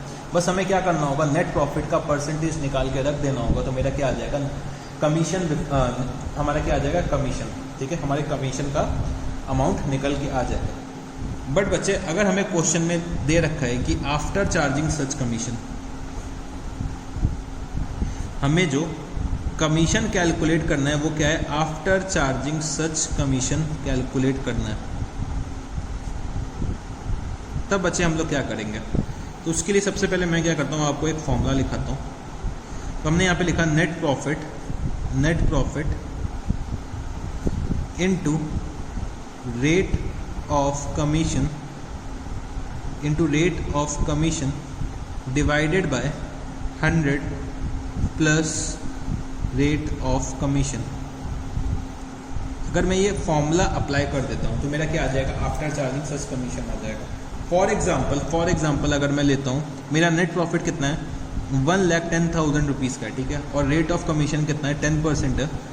तो बच्चे 10/100 प्लस 10, तो बच्चे मेरा जो कमीशन आएगा वो कितना आएगा, अगर मैं कैलकुलेट करता हूँ तो 10,000 रुपीज़ आ जाएगा। ये कितना आ जाएगा, 10,000 रुपीज़ या आ जाएगा। तो बच्चे मेरा कमीशन कितना आया, 10,000 रुपीज़ का कमीशन निकल के आया। तो बच्चे 10,000 रुपीज़ जो कमीशन निकल के आया, तो मेरा डिविजिबल प्रॉफिट कितना होगा, तो डिविजिबल प्रॉफिट सर अब हमारा हो जाएगा 1,10,000 रुपीज़। तो बच्चे डिविजिबल प्रॉफिट हमारा हो जाएगा कितना, 1 लाख रुपीज़। तो बच्चे आप समझने की कोशिश करना, जो ये कमीशन निकला है ना, वो बच्चे डिविजिबल प्रॉफिट का 10% है। अगर मैं ये बोलूँ कि जो हमारा कमीशन है वो 10% ऑफ डिविजिबल प्रॉफिट है, तो बच्चे कितना निकल के आएगा, 10,000 रुपीज़ आएगा। अगर मैं अपना कमीशन का परसेंटेज बोलूँ कि 10% of the net profit after charging such commission है, तो बच्चे मैं नेट प्रॉफिट पे अगर ये फॉर्मूला अप्लाई करता हूँ, अगर नेट प्रॉफिट में मैं ये फॉर्मूला अप्लाई करता हूँ तो बच्चे मेरा 10,000 रुपीज़ आ रहा है। मतलब 1,10,000 रुपीज़ में 1,10,000 रुपीज़ में कमीशन क्या है, इंक्लूडेड है। कमीशन क्या है, इंक्लूडेड है। मेरे को इस कमीशन को इस नेट प्रॉफिट से अलग करना है। मतलब मेरे को नेट प्रॉफिट वाला पार्ट जो हमें डिस्ट्रीब्यूट करना है, मतलब जो हमारा डिविजिबल प्रॉफिट है वो अलग करना है, और बच्चे हमारा कमीशन है इसमें से अलग करना है। आफ्टर चार्जिंग सच कमीशन का क्या मतलब हुआ, जो हमारा नेट प्रॉफिट है वो मेरे को अलग करना है, और जो बच्चे मेरा कमीशन है वो मेरे को अलग करना है, और मेरा कमीशन जो है वो इसमें शामिल है। अगर समझने की कोशिश करना बच्चे, 100 रुपये का मेरा अगर डिविजिबल प्रॉफिट और 10 रुपीज़ का मेरा कमीशन है, ठीक है, तो बच्चे मेरा नेट प्रॉफिट कितना होना चाहिए, 110 रुपये होना चाहिए। ठीक है, 110 रुपये होना चाहिए। और क्वेश्चन में हमें क्या दे रखा हुआ है, 1,10,000 रुपीज़ दे रखा है। मतलब 110 रिप्रेजेंट किसको कर रहा है, 1,10,000 को कर रहा होगा। 110 किसको रिप्रेजेंट कर रहा है, 1,10,000 को कर रहा है। और बच्चे कमीशन का जो हमारा जो रेट दे रखा हुआ है वो कितना, 10% है। तो बच्चे अगर मैं यूनिटरी मेथड भी लगाऊं तब भी बच्चे मेरा 10,000 रुपीज़ कमीशन आ जाएगा। ओ माय गॉड। तो बच्चे ये एक सिंपल कैलकुलेशन थी, ये सिंपल मैथ्स की कैलकुलेशन थी जो इन लोगों ने फॉर्मूले के फॉर्म में दे दी है। हमारी जो एक सिंपल मैथ्स की कैलकुलेशन होती है जो हम लोग यूनिटरी मेथड लगाते हैं, उसी को इन लोगों ने एक फॉर्मूले के फॉर्म में दे दिया और उसको बोल दिया आफ्टर चार्जिंग सच कमीशन। तो हमें ये चीज़ समझ में आनी चाहिए। होप सो आपको ये चीज़ भी समझ में आ गई होगी। अगर आपको समझ में आ गई तो आप लोग इस पैटर्न से भी कर सकते हो, आपको फॉर्मूला याद करने की ज़रूरत नहीं है।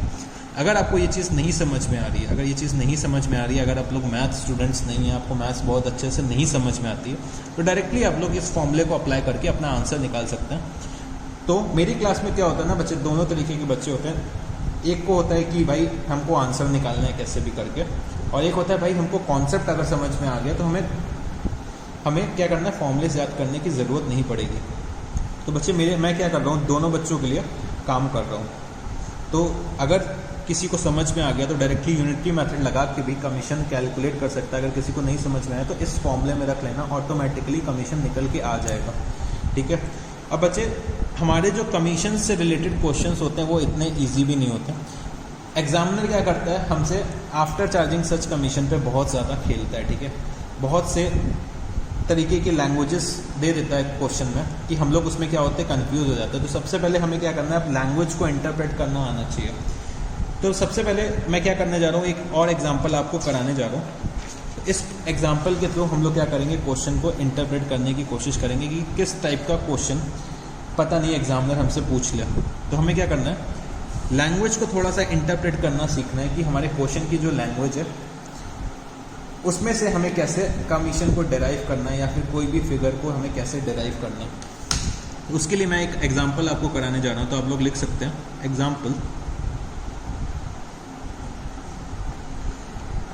Profit and loss appropriation account.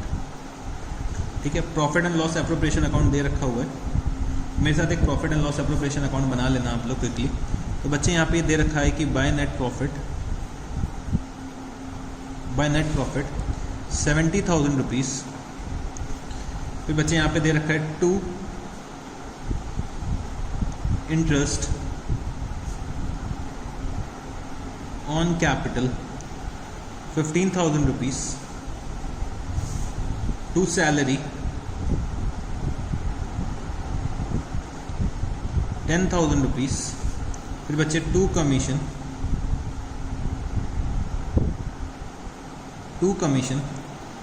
5,000 rupees. और बच्चे यहाँ पे दे रखा है कि to divisible profit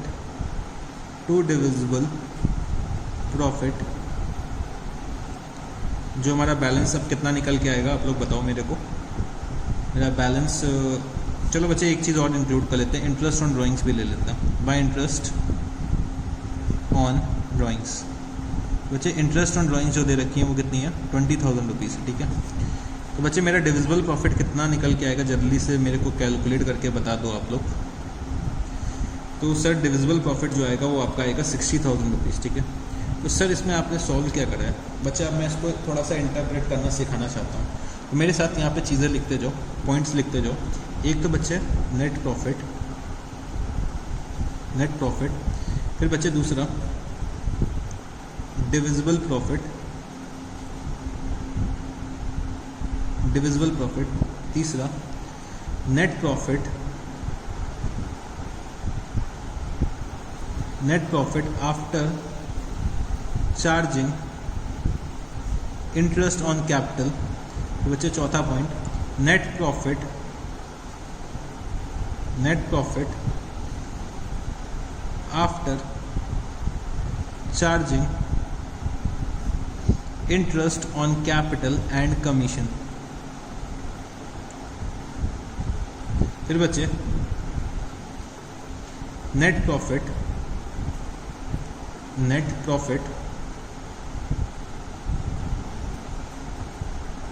before commission and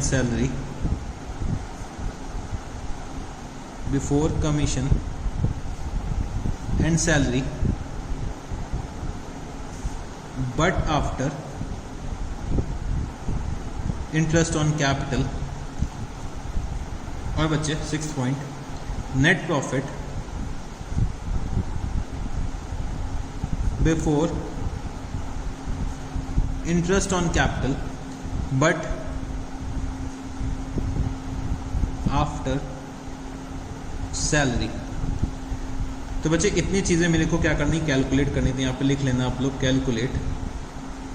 इतनी चीज़ें 6 पॉइंट्स मेरे को कैलकुलेट करके इस क्वेश्चन से, इस profit and loss appropriation account से कैलकुलेट करके निकालना है। तो बच्चे सबसे पहले अगर मैं देखूँ तो मेरा नेट प्रॉफिट क्या निकल के आएगा। नेट प्रॉफिट सर सिंपली दे रखा हुआ है कि 70,000 रुपीज़ यहाँ पे दे रखा है। तो बच्चे नेट प्रॉफिट तो मेरा कितना हो जाएगा, 70,000 रुपीज़ हो जाएगा, जो मैंने यहाँ पे लिख लिया। सर क्या आप इतने इजी क्वेश्चंस कराते हो? बच्चे इनिशियल क्वेश्चंस इजी हैं, आगे जब ये हम लोग बढ़ेंगे तो डिफ़िकल्टी बढ़ती जाएगी। फिर बच्चे डिविजिबल प्रॉफिट मेरे से पूछ रहा है, तो डिविजिबल प्रॉफिट मैंने बताया। तो डिविजिबल प्रॉफिट मेरा कितना आ रहा है, 60,000 रुपीज़ का डिविजिबल प्रॉफिट दे रखा हुआ है, जो मेरे को अपने पार्टनर्स में डिस्ट्रीब्यूट करना है। तो मेरा डिविजिबल प्रॉफिट कितना हो गया, 60,000 रुपीज़ का हो गया। फिर बच्चे क्वेश्चन मेरे से क्या कहता है कि net profit after charging interest on capital बता दो मेरे को। Net profit after charging interest on capital. तो बच्चे मेरा नेट प्रॉफिट कितना दे रखा है क्वेश्चन में, 70,000 रुपीज़ का नेट प्रॉफिट दे रखा है। और बच्चे इंटरेस्ट ऑन कैपिटल कितना है, 15,000 रुपीज़। तो बच्चे net profit after charging interest on capital कितना हो जाएगा, 70,000 माइनस 15,000 रुपीज़। बच्चे ये कितना हो जाएगा, 55,000 रुपीज़ मेरा क्या हो जाएगा, net profit after charging interest on capital. फिर बच्चे जो फोर्थ पॉइंट दे रखा है कि net profit after charging interest on capital and commission. Net profit after charging interest on capital and commission. तो बच्चे net profit after charging interest on capital and commission. तो बच्चे 70,000 रुपये तो मेरा क्या था, नेट प्रॉफिट था। इंटरेस्ट ऑन कैपिटल मेरा कितना होगा, 15,000 रुपीज़, वो हम लोग माइनस ऑलरेडी करके ऊपर वाले पार्ट में दिखा चुके हैं। उसके बाद बच्चे इन्होंने क्या बोला है कि आफ्टर कमीशन ऑल्सो, मतलब after charging interest on capital and after charging commission. तो बच्चे कमीशन जो दे रखा है वो कितना है, 5,000 रुपीज़ का दे रखा है। अगर मैं इसमें से 5,000 रुपीज़ माइनस कर देता हूँ तो बच्चे मेरा फोर्थ पार्ट का भी आंसर आ जाएगा। वो कितना आएगा, 50,000 रुपीज़। ठीक है, 50,000 रुपीज़ मेरा क्या आया, net profit after charging interest on capital and commission. फिर बच्चे जो फिफ्थ पार्ट दे रखा है, फिफ्थ पार्ट में क्या है कि net profit before commission and salary but after interest on capital. Net profit before commission and salary but after interest on capital. तो सर क्या आप हमें कंफ्यूज करते रहते हो? तो net profit before commission and salary but after interest on capital. तो बच्चे हम लोगों ने जो थर्ड पॉइंट में कैलकुलेट करा था वो भी तो यही कैलकुलेट करा था। हम लोगों ने commission and salary third point में भी कहाँ कंसिडर करा था, इसमें ये तो लिखा हुआ है कि कमीशन एंड सैलरी को कंसिडर नहीं करना है बट हमें इंटरेस्ट ऑन कैपिटल को कंसिडर करना है। तो बच्चे इनडायरेक्टली थर्ड पॉइंट को मैंने फिफ्थ पॉइंट में फिर से लिख दिया। तो बच्चे अगर मैं इसको कैलकुलेट करता हूँ तो 70,000 तो मेरा नेट प्रॉफिट था, और after charging interest on capital क्या हो जाएगा, 15,000 मैंने लेस करा, कितना हो जाएगा, 55,000 रुपीज़ का मेरा फिफ्थ पार्ट का आंसर आ जाएगा।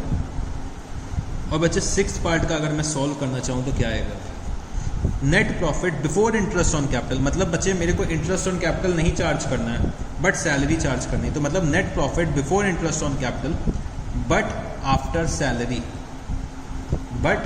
सैलरी। तो बच्चे यहाँ पे कमीशन के लिए कुछ मेंशन नहीं कर रखा है, कुछ कमीशन के लिए मेंशन नहीं कर रखा है, तो हम ये अज्यूम करेंगे कि बिफोर कमीशन होगा।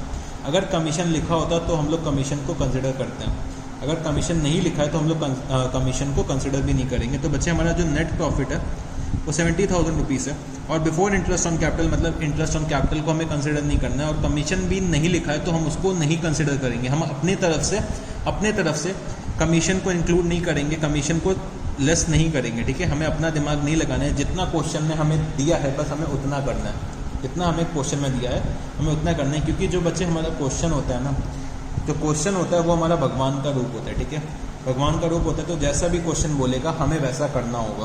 तो 70,000 रुपीज़ माइनस 10,000 रुपीज़ की सैलरी, तो बच्चे कितना आ जाएगा, ये 60,000 रुपीज़ आ जाएगा। तो बच्चे ये चीज़ इंटरप्रेट करनी आनी चाहिए, ठीक है। ये बहुत से क्वेश्चन जब अभी हम लोग आगे सॉल्व करने वाले हैं, ठीक है, आज की क्लास में या नेक्स्ट क्लास में जब भी हम लोग बहुत से क्वेश्चन सॉल्व करेंगे तो आपको ऐसी कुछ लैंग्वेज देखने को मिलेगी, ऐसी कुछ लैंग्वेज देखने के लिए मिलेगी, इसीलिए मैंने आपको क्या करा, आपको पहले से प्रिपेयर करा है। तो चलो बच्चे अब कुछ क्वेश्चंस देखते हैं। तो बच्चे question number 24, X, Y and Z are partners sharing profits and losses equally. As per partnership deed, Z is entitled to a commission of 10% on the net profit after charging such commission. तो बच्चे कौन सा case है, after charging such commission का है। तो net profit before charging commission is ₹2,20,000। Determine the amount of commission payable to Z। तो बच्चे हमें Z का कमीशन निकालना है। तो कौन सा क्वेश्चन हम लोगों का, क्वेश्चन नंबर 24। तो बच्चे हम लोग क्वेश्चन नंबर 24 को चार्ज करने जा रहे हैं, और हमें क्या कैलकुलेट करना है, amount of commission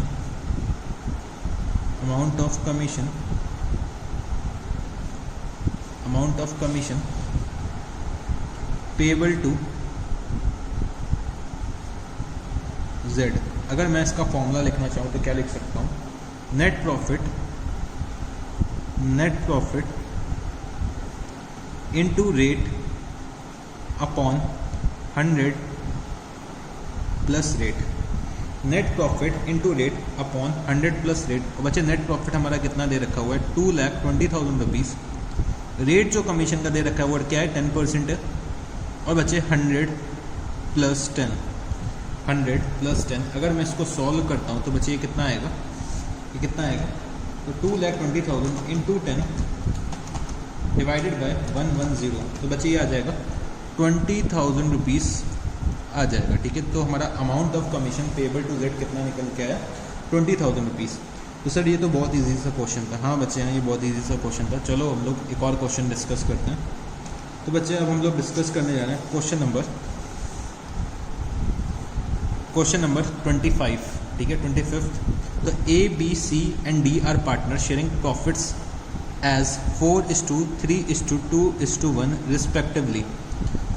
It earned a profit of ₹1,80,000 for the year ended 31st March 2018. As per the partnership deed, they are to charge a commission at the rate of 20% of the profit after charging such commission, which they will share as 2:3:2:3. You are required to show appropriation of profits among the partners. तो हमें क्या दिखाना है, appropriation of profits among the partners दिखाना है। तो बच्चे इसमें एक appropriation दे रखी है, क्या दे रखा है, कमीशन जो है हमारा 20% of the profit after charging such commission. तो बच्चे कमीशन सबसे पहले मेरे को कैलकुलेट करना है, और उस कमीशन को कैलकुलेट करने के बाद मेरे को इस रेशियो में डिस्ट्रीब्यूट कर देना है।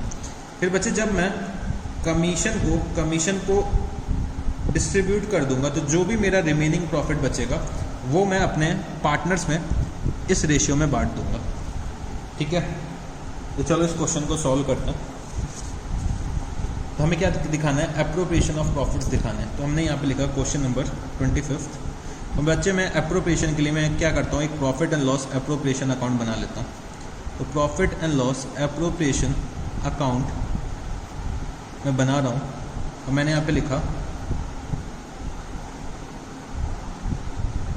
By net profit by net profit. तो बच्चे हमारा जो नेट प्रॉफिट है वो कितना दे रखा हुआ है, नेट प्रॉफिट हमारा जो है वो है 1,80,000 रुपीज़ का नेट प्रॉफिट दे रखा है। फिर बच्चे क्या दे रखा है कि they are to charge a commission at the rate of 20% of the profit after charging such commission. तो बच्चे मैंने यहाँ पे लिखा टू कमीशन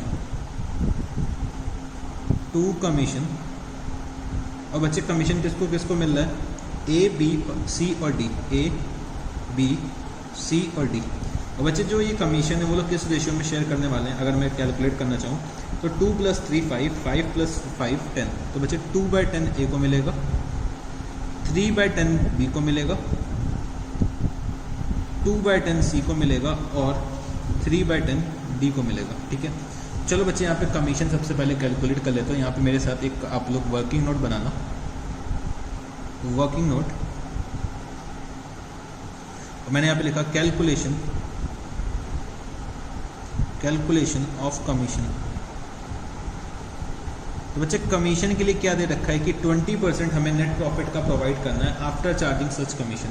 तो बच्चे अगर मैं कैलकुलेशन ऑफ कमीशन करता हूँ कितना निकल के आएगा, 1,80,000 रुपीज़ का मेरा प्रॉफिट है, 20% कमीशन निकालना है मेरे को और आफ्टर चार्जिंग सच कमीशन है तो 20/100 + 20। ठीक है, 20/100 + 20 मैंने यहाँ पे कैलकुलेट करा। तो अगर ये कैलकुलेट करता हूँ कितना आ जाएगा, 1,80,000 × 20 डिवाइडेड बाय 120।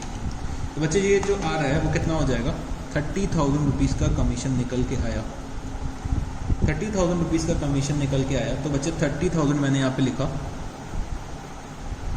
और इस 30,000 को मैंने डिस्ट्रीब्यूट कर दिया इस रेशियो में।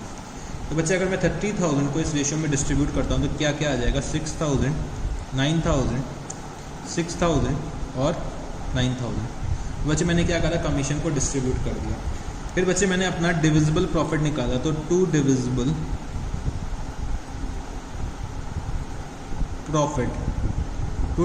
प्रॉफिट ए बी सी और डी मैंने सबके सामने लिख दिया एज कैपिटल अकाउंट, क्योंकि बच्चे मेरे को डिविजिबल प्रॉफिट के केस में कैपिटल अकाउंट भी लिखना पड़ता है, क्योंकि मैं डिविजिबल प्रॉफिट क्या कर रहा हूँ, ट्रांसफ़र कर रहा हूँ। तो सी इज कैपिटल अकाउंट और डी इज कैपिटल अकाउंट। और बच्चे जो डिविजिबल प्रॉफिट है मेरे को किस रेशियो में डिस्ट्रीब्यूट करना है, तो 4:3:2:1। तो बच्चे 4/10, 3/10, 2/10 और 1/10 इस रेशियो में मेरे को डिस्ट्रीब्यूट करना है। तो बच्चे मेरा टोटल ये जो आ रहा है वो कितना है, 1,80,000 रुपीज़ है। तो 1,80,000 माइनस 30,000 बच्चे कितना बचेगा, 1,50,000। 1,50,000 को इस रेशियो में डिस्ट्रीब्यूट करता हूँ तो बच्चे कितना आएगा, 60,000, 45,000, 30,000 और बच्चे लास्ट क्या हो जाएगा, 15,000 रुपीज़। ठीक है, और बच्चे इसका टोटल अगर मैं देखता हूँ टोटल कितना आएगा, 1,50,000 रुपीज़ आएगा। और बच्चे 1,50,000 का ही 20% ये निकल के आया जो हमें कमीशन निकालना था। तो बच्चे आफ्टर चार्जिंग सच कमीशन क्या हो जाएगा, जो डिविजिबल प्रॉफिट का अगर मैं 20% निकालता हूँ, अगर मैं 20% डिविजिबल प्रॉफिट का निकालता हूँ तो कितना आएगा, 30,000 रुपीज़ आ जाएगा। मतलब जो 1,80,000 रुपीज़ का प्रॉफिट है इसमें कमीशन भी शामिल है और डिविजिबल प्रॉफिट भी शामिल है। ठीक है, 1,80,000 के प्रॉफिट में कमीशन भी शामिल है, डिविजिबल प्रॉफिट भी शामिल है, और जो कमीशन का जो परसेंटेज है वो डिविजिबल प्रॉफिट पे बेस्ड है। इसीलिए वो क्या दे रखा है, आफ्टर चार्जिंग सच कमीशन दे रखा है। अगर बिफोर चार्जिंग सच कमीशन होता तो 1,80,000 का 20% अगर मैं निकालता तो यहाँ पे 36,000 आता। बट बच्चे क्वेश्चन में क्या दे रखा है कि जो हमारा कमीशन है वो क्या है, डिविजिबल प्रॉफिट का 20% है, इसीलिए आफ्टर चार्जिंग सच कमीशन दे रखा हुआ है। ठीक है, तो हम लोगों ने क्वेश्चन नंबर 25 भी सॉल्व कर लिया है। इसके बाद बच्चे एक क्वेश्चन और हम लोग सॉल्व करते हैं। तो बच्चे question number 26, X and Y are partners in a firm. X is entitled to a salary of ₹10,000 per month and commission of 10% of the net profit after partner salaries but before charging commission. Y is entitled to a salary of ₹25,000 per annum and commission of 10% of the net profit after charging all commission and partner salaries. Net profit before providing for partner salaries and commission for the year ended 31st March 2018 was ₹4,20,000 show the distribution of profit. तो बच्चे मेरे को क्या दिखाना है, distribution of profit दिखाना है। तो बच्चे अगर आपने क्वेश्चन पढ़ा होगा तो जैसे कि अभी हम लोग लैंग्वेज को इंटरप्रेट कर रहे थे, एक एग्जांपल जो मैंने आपको कराया था तो उसी से रिलेटेड ये है। अगर वो एग्जांपल आपने बहुत अच्छे से समझा था तो बच्चे इस क्वेश्चन में कोई भी दिक्कत नहीं आने वाली है। तो चलो हम लोग इसको सॉल्व करते हैं। तो चलो एक बार क्वेश्चन को फिर से रीड करते हैं। क्या दिखा हुआ है कि बच्चे जो ये नेट प्रॉफिट दे रखा है 4,20,000 रुपीज़ का, वो बच्चे before providing for partner salaries and commission दे रखा हुआ है। मतलब अभी तक हमने पार्टनर और सैलरीज, मतलब पार्टनर की सैलरीज और कमीशन अभी तक चार्ज नहीं करा। तो बच्चे ये जो दे रखा है मेरे को करेक्ट नेट प्रॉफिट दे रखा हुआ है। तो चलो भाई एक चीज़ तो मेरे को क्लियर हो गई, मेरा नेट प्रॉफिट क्या है, ठीक है। फिर बच्चे क्या दे रखा है कि एक्स को सैलरी देनी है 10,000 पर मंथ और बच्चे कमीशन देना है 10% of the net profit after partners salaries, मतलब पार्टनर सैलरीज डिडक्ट करने के बाद बट बिफोर चार्जिंग कमीशन। और बच्चे जो वाई को सैलरी देनी है वो कितनी है 25,000 rupees per annum and commission of 10% of the net profit after charging all commission and partner salaries. मतलब जो वाई को कमीशन मिलेगा वो सारे के सारे कमीशन चार्ज करने के बाद, सारे के सारे पार्टनर्स की सैलरी चार्ज करने के बाद वाई को कमीशन मिलेगा। तो ये क्वेश्चन में दे रखा हुआ है। तो चलो बच्चे इसको सॉल्व करते हैं। तो बच्चे कभी भी लैंग्वेज आपको ना समझ में आए तो क्वेश्चन को एक बार पढ़ो, दोबारा पढ़ो, थर्ड टाइम पढ़ो। अल्टीमेटली हर क्वेश्चन का सॉल्यूशन उसकी लैंग्वेज में होता है। अगर हमने लैंग्वेज इंटरप्रेट कर ली तो कभी भी हमें कोई क्वेश्चन में दिक्कत नहीं आने वाली है। तो चलो बच्चे हम लोग सॉल्व करते हैं। और हमें क्या बोल रखा है कि show the distribution of profit. तो बच्चे हम लोग एक छोटा सा फिर से profit and loss appropriation account बनाते हैं। Profit and loss appropriation account, और मैंने यहाँ पे profit and loss appropriation account बनाया छोटा सा। यहाँ पे लिखा बाय नेट प्रॉफिट। बच्चे नेट प्रॉफिट कितना दे रखा हुआ है 4,20,000 रुपीज़, ठीक है, 4,20,000 रुपीज़। फिर बच्चे मैंने सबसे पहले क्या लिखा, टू सैलरीज। तो टू सैलरी, और बच्चे सैलरी किसको किसको मिल रही है, एक्स को मिल रही है और वाई को मिल रही है। तो बच्चे मैंने दोनों की सैलरी यहाँ पे लिख दी है। तो बच्चे एक्स की जो सैलरी है वो कितनी है 10,000 रुपीज़ पर मंथ है। और बच्चे जो वाई की सैलरी है, वाई की सैलरी कितनी दे रखी हुई है वो कितनी है 25,000 रुपीज़ पर एनम है। तो बच्चे 10,000 इंटू 12 करना पड़ेगा क्योंकि 10,000 पर मंथ है। तो मैंने यहाँ पे लिखा 1,20,000 रुपीज़, ठीक है, 1,20,000 रुपीज़ लिखा। तो बच्चे टोटल सैलरी सबसे पहले मैंने लिख ली 1,45,000 रुपीज़, ठीक है। तो बच्चे जितना पहले मेरे को आता था उतना मैंने सॉल्व कर लिया। सैलरी यहाँ पे लिखनी थी तो मैंने सैलरी लिख के काम खत्म करा। तो चलो बच्चे अगर मेरा ये 4 नंबर का क्वेश्चन है तो मैंने अपना 1 नंबर तो पक्का कर ही लिया ना। अगर मेरा ये 4 नंबर का क्वेश्चन है तो मैंने 1 नंबर तो पक्का कर लिया सैलरी लिख के। फिर बच्चे मैंने यहाँ पे लिखा टू कमीशन। बच्चे जो भी खेल है इस क्वेश्चन में वो किसका है, कमीशन का है। तो टू कमीशन एक्स और वाई, ठीक है, एक्स और वाई। तो चलो बच्चे अब हम लोग वर्किंग नोट पे आते हैं और कमीशन का कैलकुलेशन करने की कोशिश करते हैं। तो मैंने यहाँ पे लिखा वर्किंग नोट। बच्चे हमें वर्किंग नोट से कॉम्प्रोमाइज़ नहीं करना है। वर्किंग नोट हमारे आंसर्स का पार्ट माना जाता है, ठीक है। अगर हम लोग वर्किंग नोट्स नहीं बना रहे तो हम लोग अपनी बात एग्जामिनर तक कन्वे नहीं कर रहे हैं। वर्किंग नोट्स के भी एग्ज़ाम में नंबर होते हैं। तो ये मैंने यहाँ पे लिखा calculation of commission, calculation of commission. सबसे पहले बच्चे मैं एक्स का कमीशन निकालने की कोशिश करता हूँ। तो बच्चे एक्स के लिए क्या दे रखा हुआ है कि X is entitled to a salary of ₹10,000 per month. तो बच्चे सैलरी तो हम लोग एक्स को पे ऑफ कर चुके हैं, ठीक है। तो 10,000 पर मंथ का मतलब 1,20,000 रुपीज़ पर एनम। एंड उसके बाद बच्चे क्या दे रखा है कि commission of 10% of the net profit, commission of 10% of the net profit after partner salary but before charging commission, after partner salary but before charging commission. तो बच्चे इसका क्या मतलब निकल के आया, जो हमें एक्स को कमीशन देना है वो सैलरी को डिडक्ट करने के बाद देना है बट कमीशन डिडक्ट नहीं करना है बिफोर चार्जिंग कमीशन। तो मैंने यहाँ पे क्या लिखा, हमारा जो नेट प्रॉफिट था वो कितना था 4,20,000 रुपीज़। 4,20,000 रुपीज़ का नेट प्रॉफिट था। इसमें से मैंने क्या करा, सैलरीज डिडक्ट कर दी। तो बच्चे सैलरी मेरे को दोनों पार्टनर्स की डिडक्ट करनी पड़ेगी, क्योंकि लिखा हुआ है आफ्टर पार्टनर सैलरी, मतलब एक्स और वाई दोनों काउंट हो रहे होंगे। तो मैंने क्या करा, सैलरी डिडक्ट कर दी और मैंने यहाँ पे लिखा कि कितना कमीशन प्रोवाइड करना है। कमीशन जो था हमारा 10% है, तो 10% of the net profit after partner salary but before charging commission. तो बच्चे यहाँ पे मैंने ये लिखा और इसको कैलकुलेट करा, तो बच्चे कितना आ जाएगा, यही एक्स का कमीशन हो जाएगा। इसमें कहीं भी नहीं दे रखा है कि आफ्टर चार्जिंग सच कमीशन, तो हम लोग एक्स का बिफोर चार्जिंग सच कमीशन निकालें। तो 4,20,000 माइनस 1,45,000 का 10% अगर मैं निकालता हूँ, बच्चे एक्स का जो कमीशन आया 27,500 आया। तो बच्चे मैंने यहाँ पे गया, ऊपर गया और मैंने यहाँ पे लिख दिया 27,500 लिख दिया। बच्चे मैंने यहाँ ब्रैकेट में लिख दिया वर्किंग नोट नंबर 1, ठीक है। अब मेरे को वाई का कमीशन जो है वो कैलकुलेट करना है। तो बच्चे वाई के लिए क्या दे रखा है कि Y is entitled to a salary of ₹25,000 per annum. तो बच्चे सैलरी हम लोग प्रोवाइड कर चुके हैं, अब कमीशन के लिए आते हैं। तो commission of 10% of the net profit, 10% of the net profit after charging all commission and partner salary, after charging all commission and partner salary. बच्चे जितना भी कमीशन मेरे को पे ऑफ करना है वो भी मेरे को चार्ज ऑफ करना है, मतलब उसको भी डिडक्ट करना है, और बच्चे पार्टनर्स की सैलरीज को भी डिडक्ट करना है। तो अगर बच्चे मैं इसको सॉल्व करने की कोशिश करूं तो कैसे कर सकता हूं। मेरा जो नेट प्रॉफिट दे रखा है वो कितना है, 4,20,000 रुपीज़।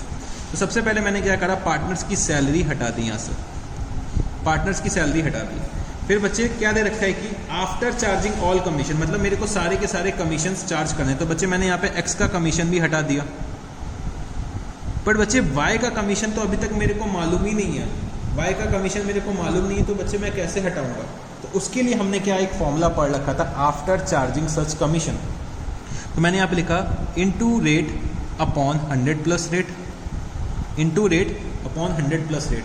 तो बच्चे मैंने यहाँ पे नेट प्रॉफिट में से पार्टनर की सैलरीज हटा दी, पार्टनर का कमीशन हटा दिया, मतलब एक्स का कमीशन हटा दिया, और बच्चे वाई का कमीशन हटाने के लिए मैंने क्या करा, आफ्टर चार्जिंग सच कमीशन का फॉर्मूला लगा दिया। अगर मैं इसको सॉल्व करता हूँ तो कितना निकल के आएगा, तो बच्चे 4,20,000 minus 1,45,000 minus 27,500 into 10 divided by 110। बच्चे कितना आ रहा है, 22,500 आ रहा है। एक बार बच्चे कैलकुलेशन चेक कर लेना फिर से, चाहो तो मैं ही चेक कर लेता हूँ। 4,20,000 minus 1,45,000 minus 27,500 into 10 divided by 110। बच्चे ये आ रहा है 22,500। 22,500 मैंने यहाँ पे लिखा, और बच्चे ये टोटल कितना आ जाएगा, 50,000 रुपीज़। तो बच्चे जो मेरा डिविजिबल प्रॉफिट बचा हुआ वो कितना आएगा, तो टू डिविजिबल प्रॉफिट एक्स और वाई, मैंने यहाँ पे लिखा एक्स कैपिटल वाइस कैपिटल, और जो इनका प्रॉफिट शेयरिंग रेशियो है वो क्या दे रखा हुआ है क्वेश्चन में। तो बच्चे जो प्रॉफिट शेयरिंग रेशियो है वो क्वेश्चन में मेंशन्ड ही नहीं है, तो हम लोग क्या मानेंगे, इक्वल प्रॉफिट शेयरिंग रेशियो होगा, तो 1/2 और 1/2। तो बच्चे अगर मैं कैलकुलेट करता हूं तो कितना आएगा, 4,20,000 माइनस 1,45,000 माइनस 50,000। तो बच्चे कितना बचा, 2,25,000 रुपीज़ बचा। वो हम लोग डिस्ट्रीब्यूट कर देंगे इक्वल रेशियो में। तो बच्चे कितना कितना शेयर आ जाएगा, 1,12,500 दोनों का क्या होगा, शेयर आ जाएगा। ठीक है, तो बच्चे ये क्वेश्चन भी आप लोगों को समझ में आ गया होगा। ठीक है, तो एग्जामिनर हमसे क्या करेगा, लैंग्वेज ऐसी रख देगा क्वेश्चन में कि हम लोग बच्चे क्या होंगे, कंफ्यूज हो जाते हैं। हमारे जो बच्चे होते हैं वो बहुत मासूम से होते हैं, छोटे छोटे बच्चे होते हैं, तो एग्जामिनर क्या करता है, उनके साथ खेलता है। तो बच्चे हमें क्या करना है, लैंग्वेज को इंटरप्रेट करना आना चाहिए। ठीक है, लैंग्वेज को इंटरप्रेट करना आना चाहिए। तो चलो बच्चे, मेरे को एक छोटा सा टॉपिक और डिस्कस करना है, जिसके लिए मेरे को 5 मिनट का और समय चाहिए, क्योंकि बच्चे मैं आपको आज बहुत सारा होमवर्क देने वाला हूँ। तो उसके लिए मेरे को एक टॉपिक छोटा सा 5 मिनट का और डिस्कस करना है। तो उसके लिए समझना मेरे साथ कि बच्चे जो हम लोग पार्टनर्स होते हैं, ठीक है, हमारी जो फर्म होती है एक, और बच्चे हमारी जो फर्म के पार्टनर्स होते हैं, ठीक है, अगर कोई पार्टनर जो ये है हमारा, वो फर्म की प्रॉपर्टी को अगर पर्सनल बेनिफिट पे लेकर जा रहा है, अगर फर्म की प्रॉपर्टी को लेकर जा रहा है और उसको पर्सनल यूज कर रहा है, मतलब अगर हमारा जो पार्टनर है वो फर्म की प्रॉपर्टी से पर्सनल यूज से कुछ बेनिफिट डिराइव करता है, फर्म की प्रॉपर्टी को अगर पर्सनल काम के लिए यूज कर रहा है और उससे कुछ बेनिफिट डिराइव कर रहा है, अगर इससे कुछ बेनिफिट डिराइव कर रहा है, तो बच्चे जो भी ये बेनिफिट है वो अपना अकेले घर लेके नहीं जा सकता, ठीक है, वो अपना अकेले घर लेके नहीं जा सकता। उसको क्या करना होगा, ये बेनिफिट्स फर्म में वापस लेकर आने होंगे और ये जो बेनिफिट होगा सारे के सारे पार्टनर्स शेयर करेंगे, पार्टनर्स क्या करेंगे, आपस में शेयर करेंगे। और बच्चे अगर वो प्रॉपर्टी से, अगर उस प्रॉपर्टी से कोई पर्सनल यूज वो करता है, ठीक है, पर्सनल यूज करता है और बच्चे किसी तरीके का लॉस हो जाता है, अगर लॉस हो जाता है तो बच्चे जो पार्टनर उसको अपने पर्सनल काम के लिए लेकर गया तो वो बच्चे वही पार्टनर पूरा का पूरा बियर करेगा लॉस। मतलब अगर लॉस होगा तो पार्टनर पूरा का पूरा बियर करेगा और अगर प्रॉफिट होगा तो बच्चे पार्टनर क्या करेगा, फर्म के साथ वो शेयर करेगा, बाकी पार्टनर्स के साथ वो प्रॉफिट्स को शेयर करेगा। तो बच्चे मैं फिर से रिपीट करता हूं कि अगर कोई पार्टनर फर्म की प्रॉपर्टी को पर्सनल काम के लिए यूज कर रहा है, ठीक है, पर्सनल काम के लिए अगर फर्म की प्रॉपर्टी को यूज करता है और बच्चे उससे कुछ बेनिफिट डिराइव होता है, उससे कुछ बेनिफिट अराइव होता है, उससे कुछ उसको प्रॉफिट अर्न होता है, तो बच्चे वो प्रॉफिट को उसको क्या करना पड़ेगा, फर्म में लेकर आना पड़ेगा और बाकी पार्टनर्स के साथ शेयर करना पड़ेगा, ठीक है, उस प्रॉफिट को वो क्या करना पड़ेगा, बाकी पार्टनर्स के साथ उसको शेयर करना पड़ेगा। बट बच्चे अगर कोई लॉस अराइज हो जाता है, ठीक है, उसके पर्सनल काम से कुछ लॉस अराइज हो जाता है, तो वो बच्चे जो पार्टनर ने प्रॉपर्टी यूज करी है वो इंडिविजुअली खुद ही बियर करेगा पूरा का पूरा लॉस, ठीक है। तो उससे रिलेटेड एक क्वेश्चन दे रखा हुआ है, जो हमारा क्वेश्चन नंबर 1 है, वो इसी से रिलेटेड दे रखा हुआ है, ठीक है। तो अब आप लोग ये क्वेश्चन नंबर 1 आप लोग सॉल्व कर सकते हो। तो बच्चे जो आज का होमवर्क है वो मेरे साथ आप लोग नोट करिएगा। तो आज के लिए हम लोग इतना ही रखते हैं, ठीक है, आज के लिए हम लोग इतना ही रखते हैं। तो अभी तक हम लोगों ने मैक्सिमम टॉपिक्स हम लोगों ने इंडिविजुअली कवर कर लिए, हम लोगों ने मैक्सिमम टॉपिक्स इंडिविजुअली कर लिए। जब हम लोग नेक्स्ट क्लास में आएंगे तो हम लोग फुल फ्लेजेड क्वेश्चंस पे आएंगे और हम लोग बहुत सारे क्वेश्चंस डिस्कस करेंगे, ठीक है। तो नेक्स्ट क्लास जो हमारी होने वाली है वो क्वेश्चन क्लास होने वाली है और हम लोग बहुत सारे क्वेश्चंस नेक्स्ट क्लास में सॉल्व करेंगे, क्योंकि मैंने लगभग सारे के सारे कॉन्सेप्ट्स आपसे डिस्कस कर लिए हैं। तो चलो बच्चे मेरे साथ आज का होमवर्क नोट करो। होमवर्क नोट करने से पहले आप लोग एक और काम कर सकते हो कि मैं आपको बता देता हूँ, नेक्स्ट क्लास से पहले आप लोग क्या करना, कुछ पॉइंट्स रिवाइज कर लेना। जैसे कि मैंने आपको क्या पढ़ाया, इंटरेस्ट ऑन कैपिटल पढ़ाया, तो वो रिवाइज कर लेना। इंटरेस्ट ऑन ड्राइंग्स भी रिवाइज कर लेना। लोन जो हम लोग पार्टनर्स जो लोन देते हैं वो भी एक बार रिवाइज कर लेना। उसके बाद रेंट वाला क्लॉज भी रिवाइज कर लेना। सैलरी कमीशन एटसेट्रा ये सब चीज़ें एक बार रिवाइज कर लेना। जब हम लोग फुल फ्लेजेड क्वेश्चंस में आएंगे तो बच्चे ये सब चीज़ें आ जाएंगी क्वेश्चंस में। तो हमें क्या करना होगा, इन सब चीज़ों से डील करना होगा। तो एक बार आप लोग क्या करना, ये सब चीज़ें नेक्स्ट क्लास देखने से पहले ये सब चीज़ें एक बार रिवाइज कर लेना, जिससे कि नेक्स्ट क्लास आपको बहुत अच्छे से समझ में आए, ठीक है। तो चलो बच्चे अब होमवर्क नोट करो, होमवर्क आज की क्लास का नोट करो और ये आपको होमवर्क सॉल्व करना है। कोई भी क्वेश्चंस में दिक्कत है तो आप मेरे से क्या कर सकते हो, डिस्कस कर सकते हैं। चलो बच्चे होमवर्क लिखना शुरू करो। तो क्वेश्चन 1, क्वेश्चन 4, क्वेश्चन 5, 7, 8, 10, 12, 13, 16, 17,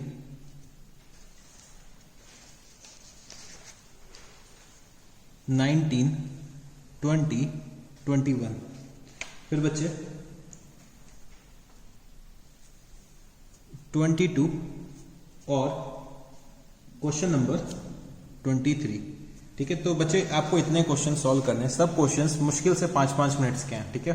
सारे के सारे क्वेश्चंस 5-5 मिनट्स के हैं, तो बहुत ज़्यादा टाइम आपको नहीं लगने वाला है। आप 1 घंटे से 1.5 घंटे के बीच में बैठना, तो सारे क्वेश्चंस उतने टाइम में सॉल्व हो जाएंगे। ठीक है, तो ये सब इंडिविजुअल टॉपिक्स के जो हम लोग डिस्कस कर चुके हैं। ठीक है, जो हम लोग डिस्कस कर चुके हैं, तो इन क्वेश्चन से रिलेटेड अगर आपको कोई डाउट होता है या कोई दिक्कत आती है तो आप मेरे को बता सकते हैं। ठीक है, आपके पास मेरा नंबर तो होगा ही, तो इस नंबर पर आप चाहो तो मेरे से डिस्कस कर सकते हो। कोई किसी भी तरीके का क्वेश्चन है, ये मेरा पर्सनल नंबर है, तो आप लोग इस पे व्हाट्सएप कर सकते हो या फिर कॉल कर सकते हो या फिर मैसेज भी कर सकते हो। ठीक है, हो सकता है कि कभी कभी बच्चे मैं बहुत बिजी होता हूँ तो कॉल आपकी ना पिकअप करूँ या फिर टाइम पे रिप्लाई ना दे पाऊँ, बट बच्चे विद इन 24 आवर्स मैं आपको जरूर से रिप्लाई दे दूंगा, तो उसके लिए आप बिल्कुल भी परेशान मत होना। तो आपको इतने सारे क्वेश्चन सॉल्व करना है। ठीक है, जो बहुत ज़्यादा लेंदी नहीं है। ठीक है, तो आज की क्लास के लिए हम लोग इतना ही रखते हैं, आज की क्लास को हम लोग यहीं पेंड करते हैं। ठीक है, तो चलो बच्चे, thank you guys, good night, tata, see you soon.